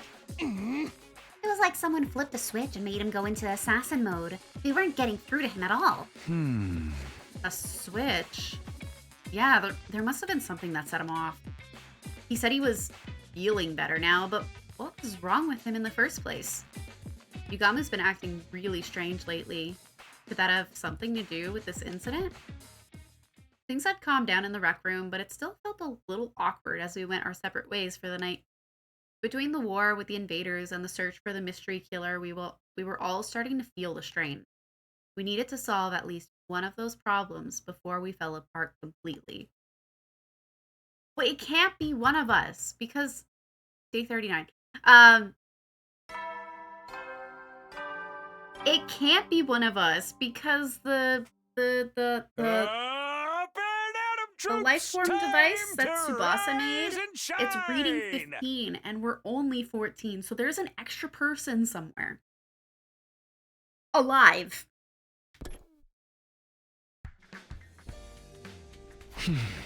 Today we gotta get serious about finding the killer. After what happened last night, I was feeling antsy. I need to find some new information and dispel some of that tension. I got washed, dressed, and stepped out the door. Once again, we searched all day, but failed to find anything new. I was starting to think we were going about this all wrong.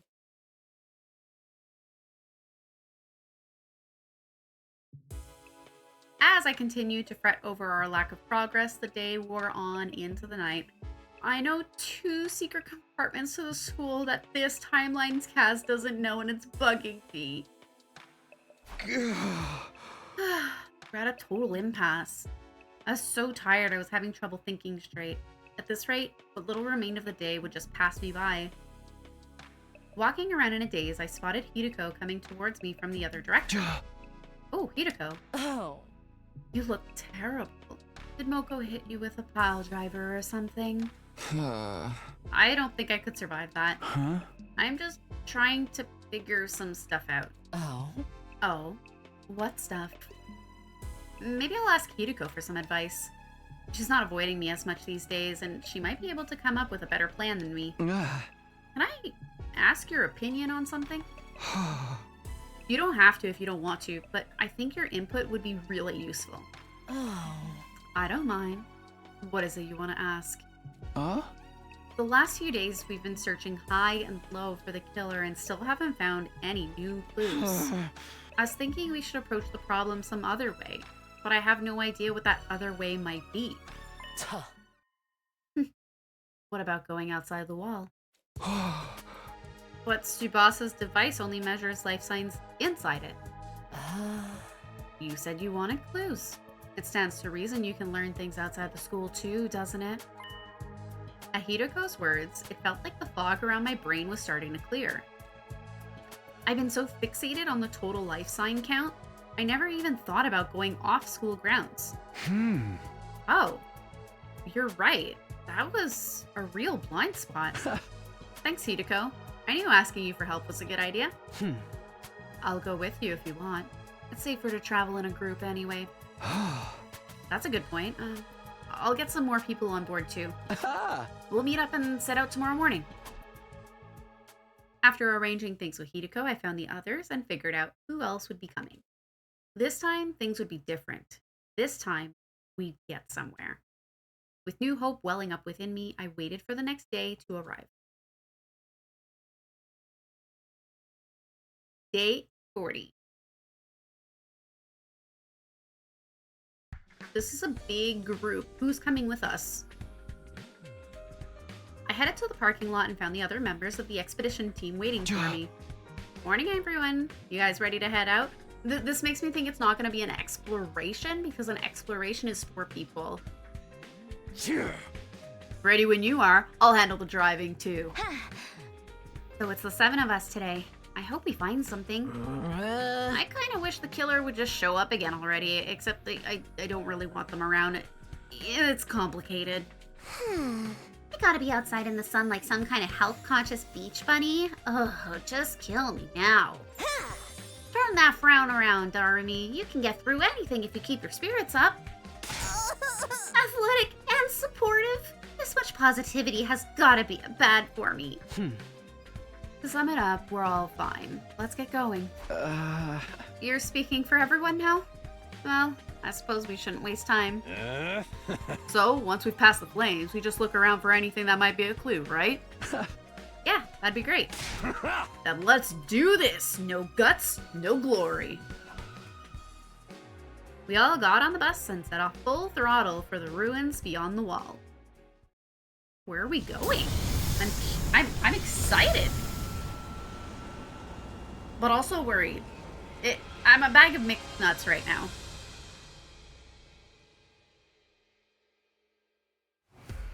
We drove through the undying flames and on through the ruins. For a while, we didn't see anything that stood out. Finally, after a couple of hours, I noticed that something was different. That's weird. Isn't this? What's the matter? Have you been here before, Takumi? Yeah. Back in my future. Except the way I remember it, there's an enemy base up ahead. Did we not go to the pyramid yet?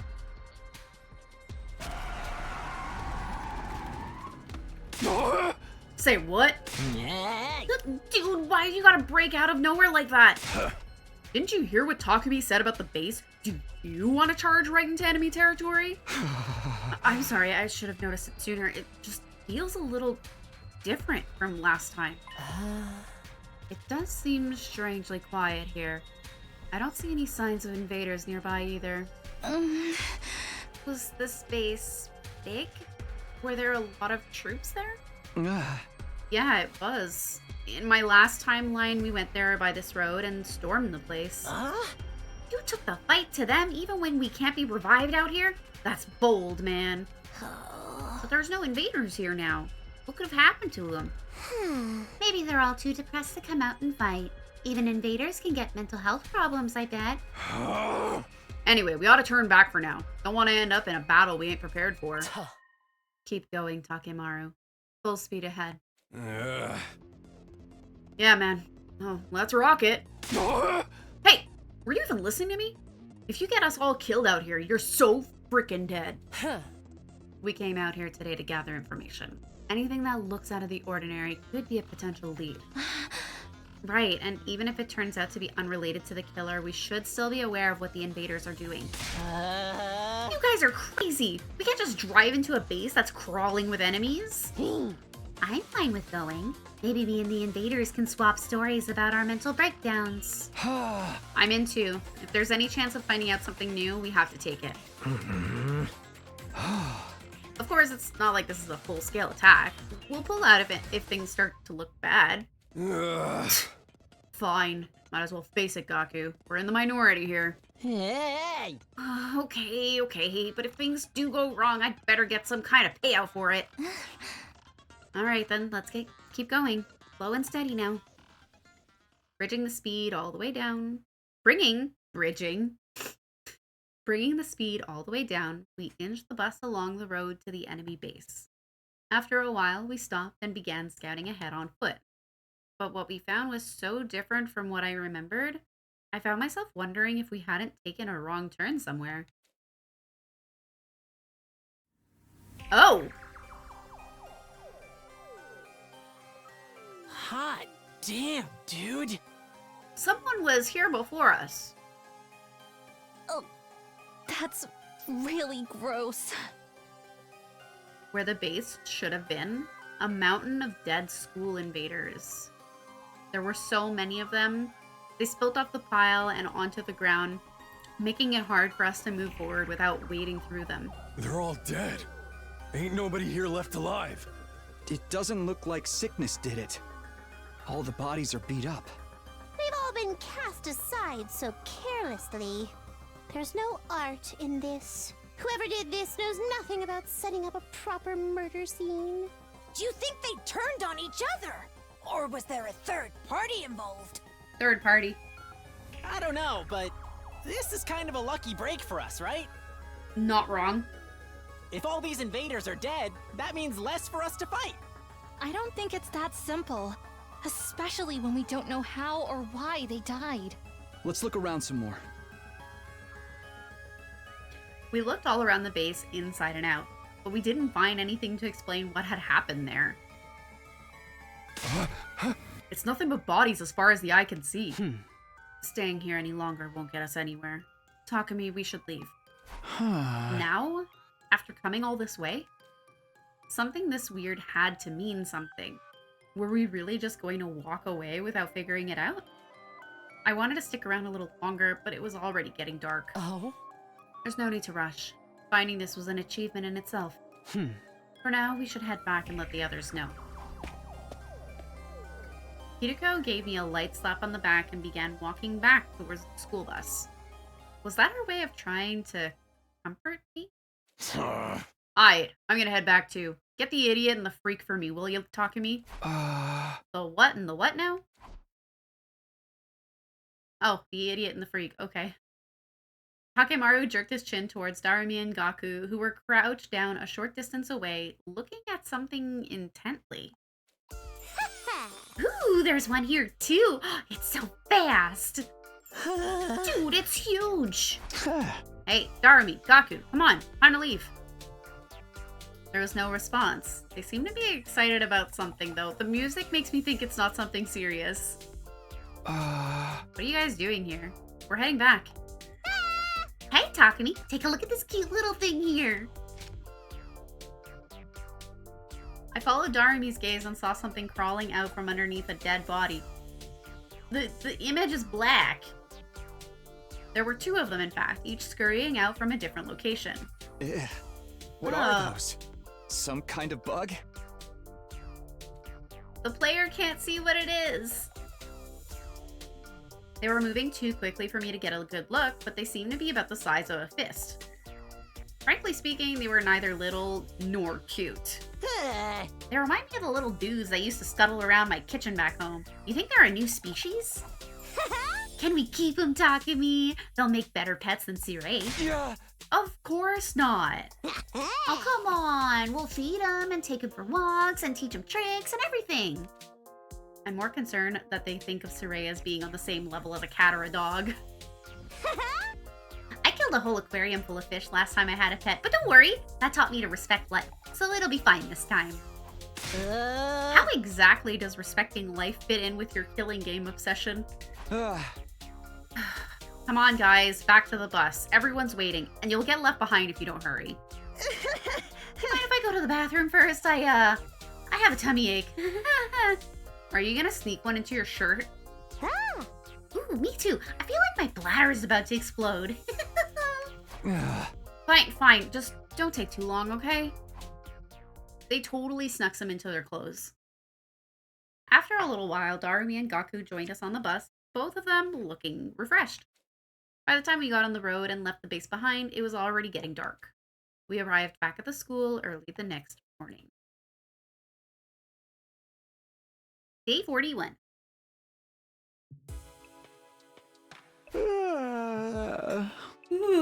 What time is it?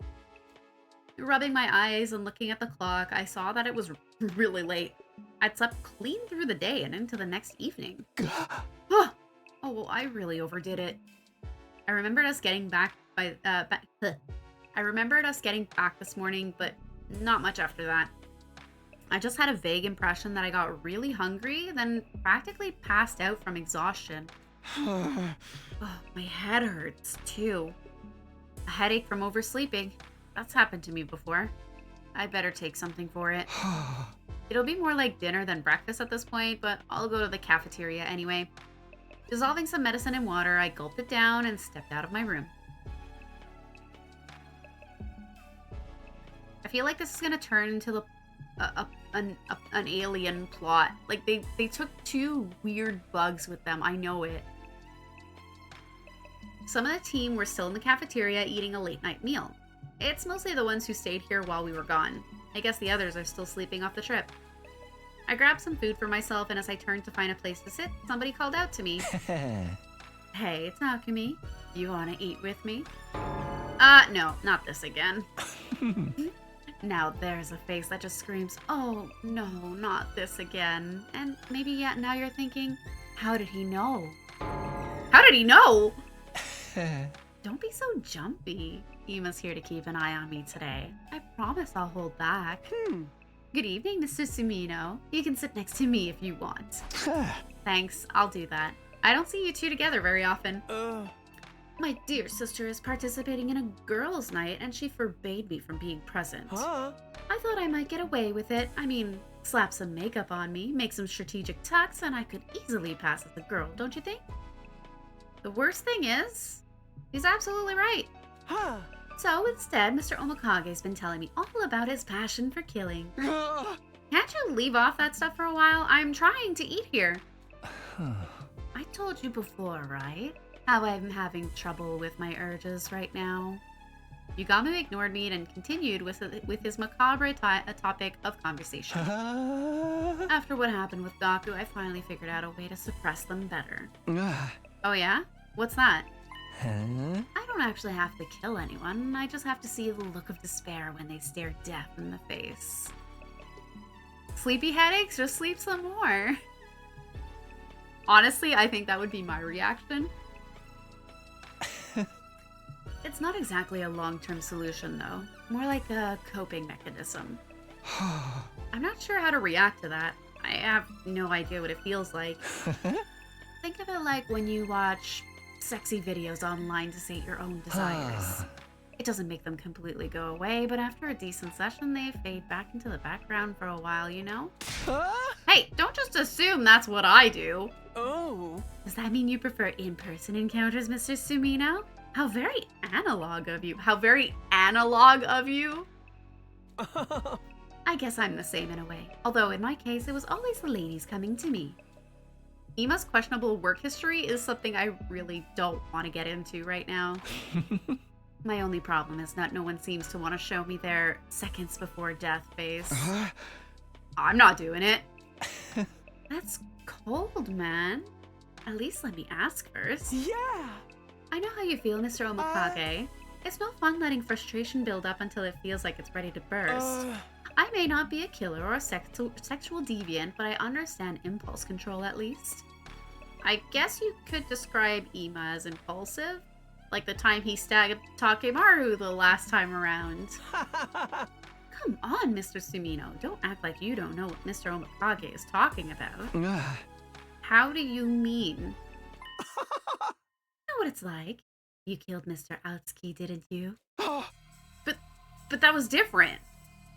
Eito was a traitor. He was dangerous. He sabotaged the team and even killed some of us before. If I'd let him live, he would have gone after the baby in the defense room again eventually. He wouldn't have stopped until humanity itself was wiped out. Are you making excuses inside your head right now? Thinking of ways to justify what you did? Oh, don't get me wrong. I really don't care either way. I'm just saying, regardless of the original trigger, you know what it's like to kill another person. You understand that impulse. Okay, maybe you're right. I did kill Eito out of anger. Everyone has the potential to become a killer under the right circumstances. I'm no exception. Lighten up, Mr. Sumino. This isn't that serious of a discussion. It's more of a casual chat between murderous and murder-adjacent friends. If you ever do want to help me with my urges, you're welcome in my room anytime for a massage session. You mixed up your cover stories again, hun. Not happening. Ever. I decided to change the subject before things got too weird and brought up our discovery from yesterday. Nozomi had already told the others about the enemy base full of dead invaders. On our return, the organic life detection device still indicated 15 people inside the school. Discussing all the mysteries facing us, time passed surprisingly quickly. By the time I got back to my room, the nighttime announcement was only minutes away. Oh my gosh, what if that hunger that Takumi is feeling at night is an impulse to kill?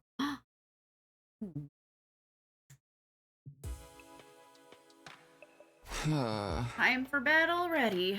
I got nothing done today. I flopped down onto my bed, feeling pleasantly full and relaxed after dinner. So it's back to sleep for me. The thought had barely crossed my mind before my consciousness started to drift away. Why fight it? I let go and allowed sleep to carry me. And so my 41st day at Last Defense Academy came and went practically in the same breath. Little did I know that a fresh crisis would await me on day 42. Day 42.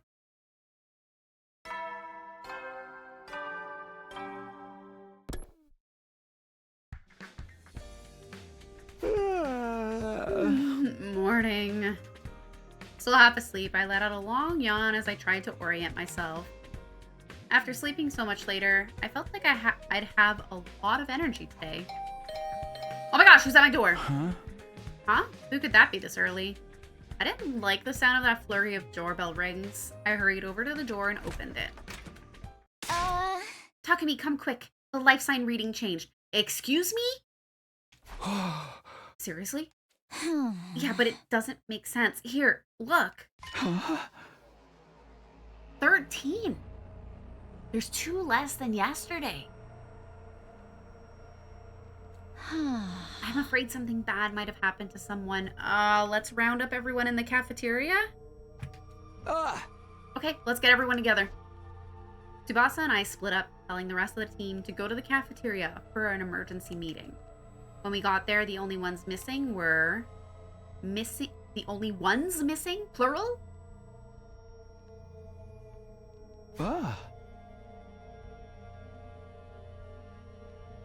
Where are Darumi and Gaku?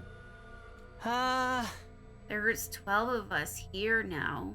If the killer is still out there, the missing 2 life signs must be theirs. Well, they had a good run. Honestly, I thought Mr. Maruko would have been killed sooner. You saying the killer struck again? But where are the bodies? We don't know that Gaku and Darumi are dead. They may have just gone outside the wall. Oh, that's true. That's true. That's true. Oh no. They either didn't take the bugs with them and went to get them, or they left because of the bugs, or the bugs killed them. I'm sure the bugs are probably a red herring, and I'm overthinking this. Those 2? Guess it's not totally out of the question. Has anyone checked if the school bus is still in the parking lot? I'll go look now. The rest of you, check around here for anything out of the ordinary. Go see if there's fire extinguishers in the hall. Wait up. I'll come with you.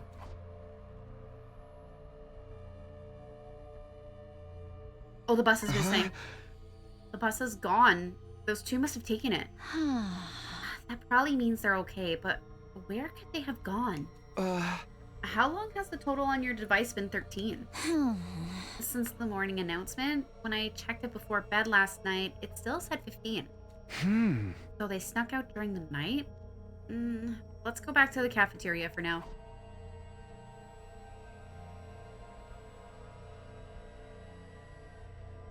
We hurried back to the cafeteria where everyone was still talking excitedly. Sir Takumi, a report! Lady Darumi and Sir Gaku left a note. We found it on a table. It was way over in the corner, so we didn't notice it at first here. We didn't notice that at first. Here. Gone out to run an errand, BRB, from Darumi and Gaku. What the heck? Don't those guys have any sense of danger at all? Forget danger. How about a little consideration for others? I'm gonna wring their necks for making us worried like this. How about the bus? Was it gone? Yeah, I guess that means whatever made them leave was pretty urgent. Maybe they got together and went out to like mindless beasts. Outside? In the open air? How indecently wild. Speculating won't help us now. All we can do is wait for them to get back. With the chaos caused by Darumi and Gaku's disappearance starting to settle down, we brought the meeting to an end and spent the day as normal. Finally, long after the sun had gone down, Yoshika spotted the school bus on the horizon, and we once again assembled in the cafeteria.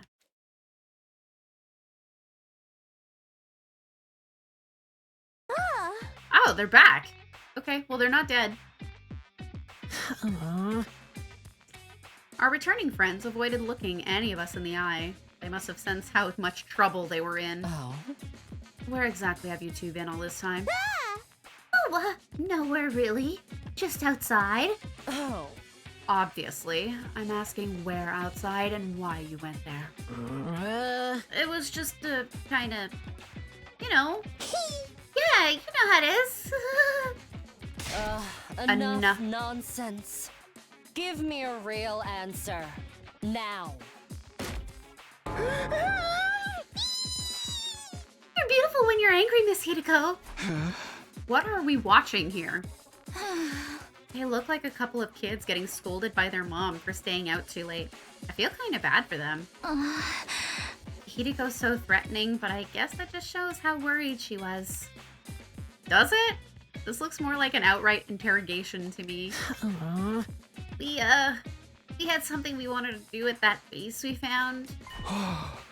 What? You two went back there all on your own? Huh? We figured it'd be safe since all the invaders were already dead, and when we got there, it was just the same as before. Why did you leave without saying anything? Be honest. We won't be mad. I left something behind the other day when Gaku and I went for our group peeing session. That's right, we accidentally left our infusers behind. I knew we'd get chewed out for it, so we decided to go back and get them ourselves. Both of you lost them at the same time? How could you be so dense? Do you have a death wish? Or are you really that stupid? Why don't you die now and save us all a lot of trouble? See, I knew you'd get mad at us. When you think about it, it's really Takumi's fault. If he hadn't hurried us, we'd have been a lot more careful. You're really going to blame me for this? You're so irresponsible, it's almost impressive. Please tell me you at least found your infusers. You bet! Got them right here, no problem at all. Is that really all you went there for? Yeah, of course. Why would we lie about something like that? Come on, Hideko. They're back safe, so why don't we just let it slide? But the next time you two run off like that, you'll be getting the electro chamber elimination treatment. I have no idea what that is, but I don't want to find out. We're sorry, we won't do it again. So long as you understand. Don't go worrying us like that. I'll be good. Although getting scolded by Miss Hideko was kind of fun in its own way. I still had my doubts about their story, but it looked like the crisis was over for now. With a collective sigh of relief, we all head back to our rooms.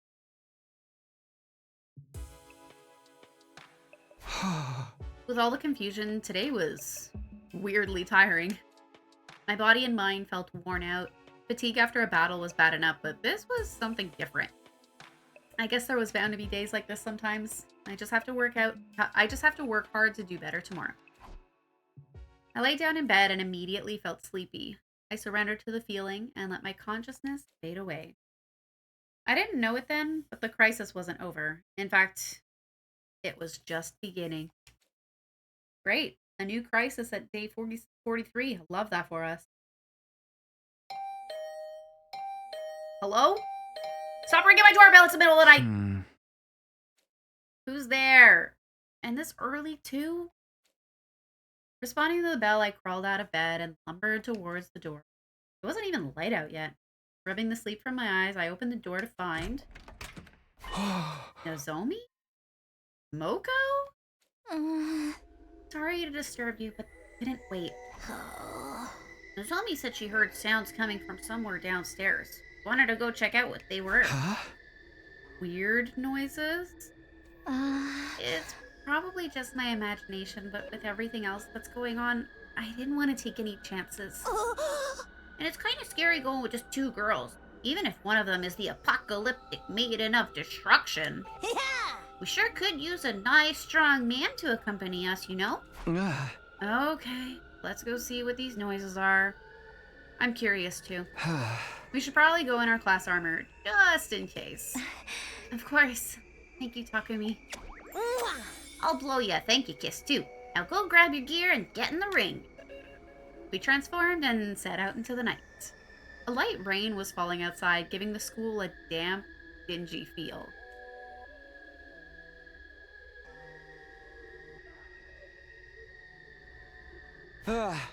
We've been looking for a while now, but I don't see anything strange. Me neither. Maybe I was just hearing things. Don't let your guard down yet, Nozomi. What if some prowler emerges from the shadows and suplexes you from behind? Okay, I'll be careful. Let's take one more look around before we call it a night. Sounds good. We can't get careless now. It looked like our little investigation was going to end without turning up anything noteworthy. But just as I was beginning to relax...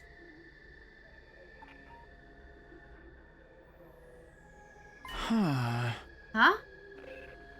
Where did Moko go? That's weird. She was right behind me a second ago. I wasn't sure how or when it had happened, but Nozomi and I had gotten separated from Moko. I could have sworn she was still with us when we turned that last corner. Moko, where are you? She's not answering. You don't think something bad happened to her, do you? Maybe she just went to the bathroom. I'll go check. I should probably go with you. No, we need to prioritize finding her. Let's split up. We'll cover more ground that way. Don't worry, it's right near here. We'll meet back here in a little while. Hey, Nozomi! Before I could stop her, Nozomi ran off towards the nearest girl's bathroom. I considered following her, but she was right. Finding Moko came first. She couldn't have gone far. I began retracing my steps, calling Moko's name as I went, but there was no sign of her anywhere. Could she have gone outside? It doesn't seem likely, but I'll check just in case. Whoa! Oh, the rain's gotten heavier. I didn't think about stopping to grab an umbrella or anything. After a few seconds, I was completely drenched. The rain also made it hard to make out my surroundings very well. Hey, Moko, if you're out here, answer me. No response. That means she's still inside. Right? I should head back for now. I don't want to leave Nozomi alone for too long. Not to mention, standing in the rain is making me cold. I need to get back inside soon.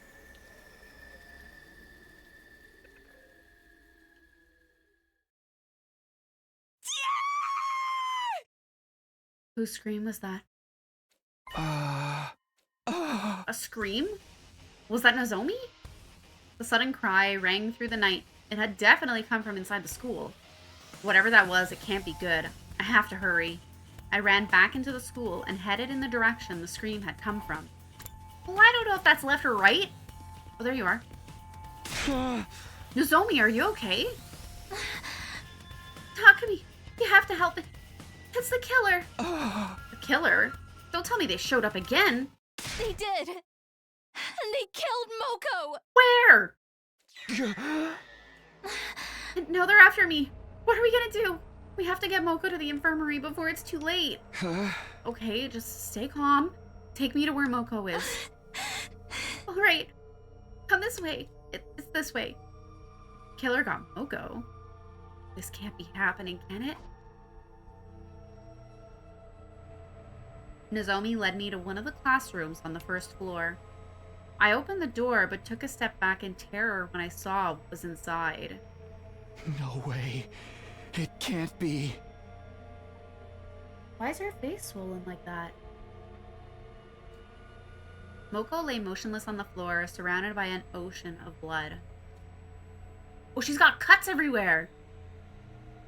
Her body was torn to shreds just like Ava's had been. No longer breathing, no longer moving. Her body was just a giant slab of meat. Come on, Takumi! We have to get Moko to the Revive-O-Matic! Right. Here, we'll carry her together. We crouched down beside Moko. Her body was still warm, and soon our hands were covered in her blood. So much blood. Will the Revive-O-Matic even work on her anymore? We still have to try. Hold on, Moko. We're taking you to the infirmary. Let's hoist her up. 1, 2, 3. But just as we were about to get moving... Footsteps? Somebody's coming this way. Nozomi noticed them too. She glanced down the hallway, a look of abject horror on her face. Takumi? I'll go see who it is. You stay here.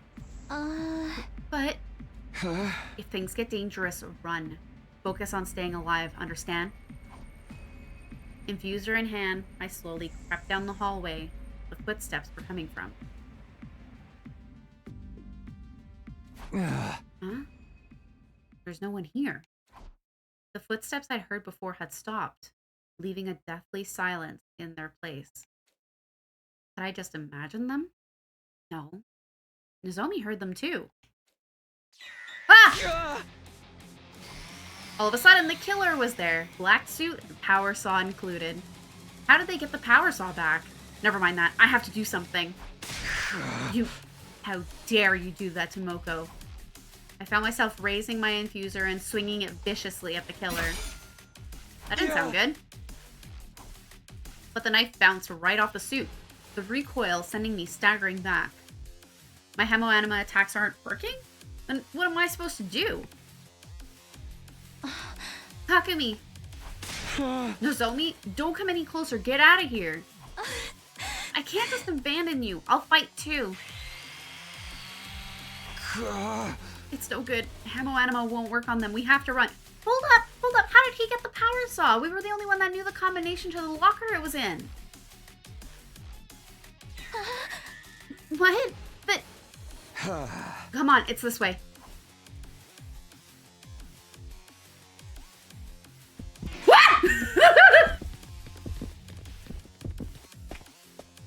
Just calmly walks up the stairs. Don't mind me.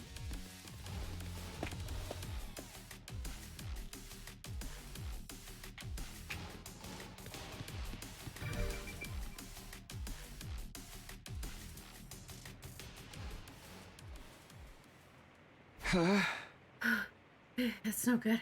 I can't run anymore. Takumi. Nozomi was still glancing around nervously. I could see her trembling. Don't worry, it's all gonna be okay. I'll think of something. I was doing my best to sound confident, but on the inside I was already choking on my own despair.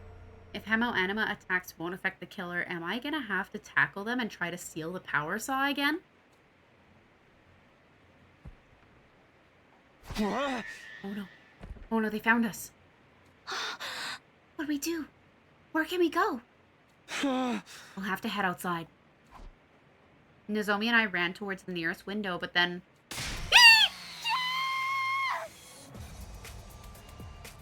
Damn it! We're too late! The killer steadily advanced toward us, never saying a word, but brandishing their power saw the whole time. It's hopeless. If we don't do anything, we're dead. Even if we escaped out the window, this is the 3rd floor. Can I get both of us to the ground safely? I need to make a choice here and fast. What do I do?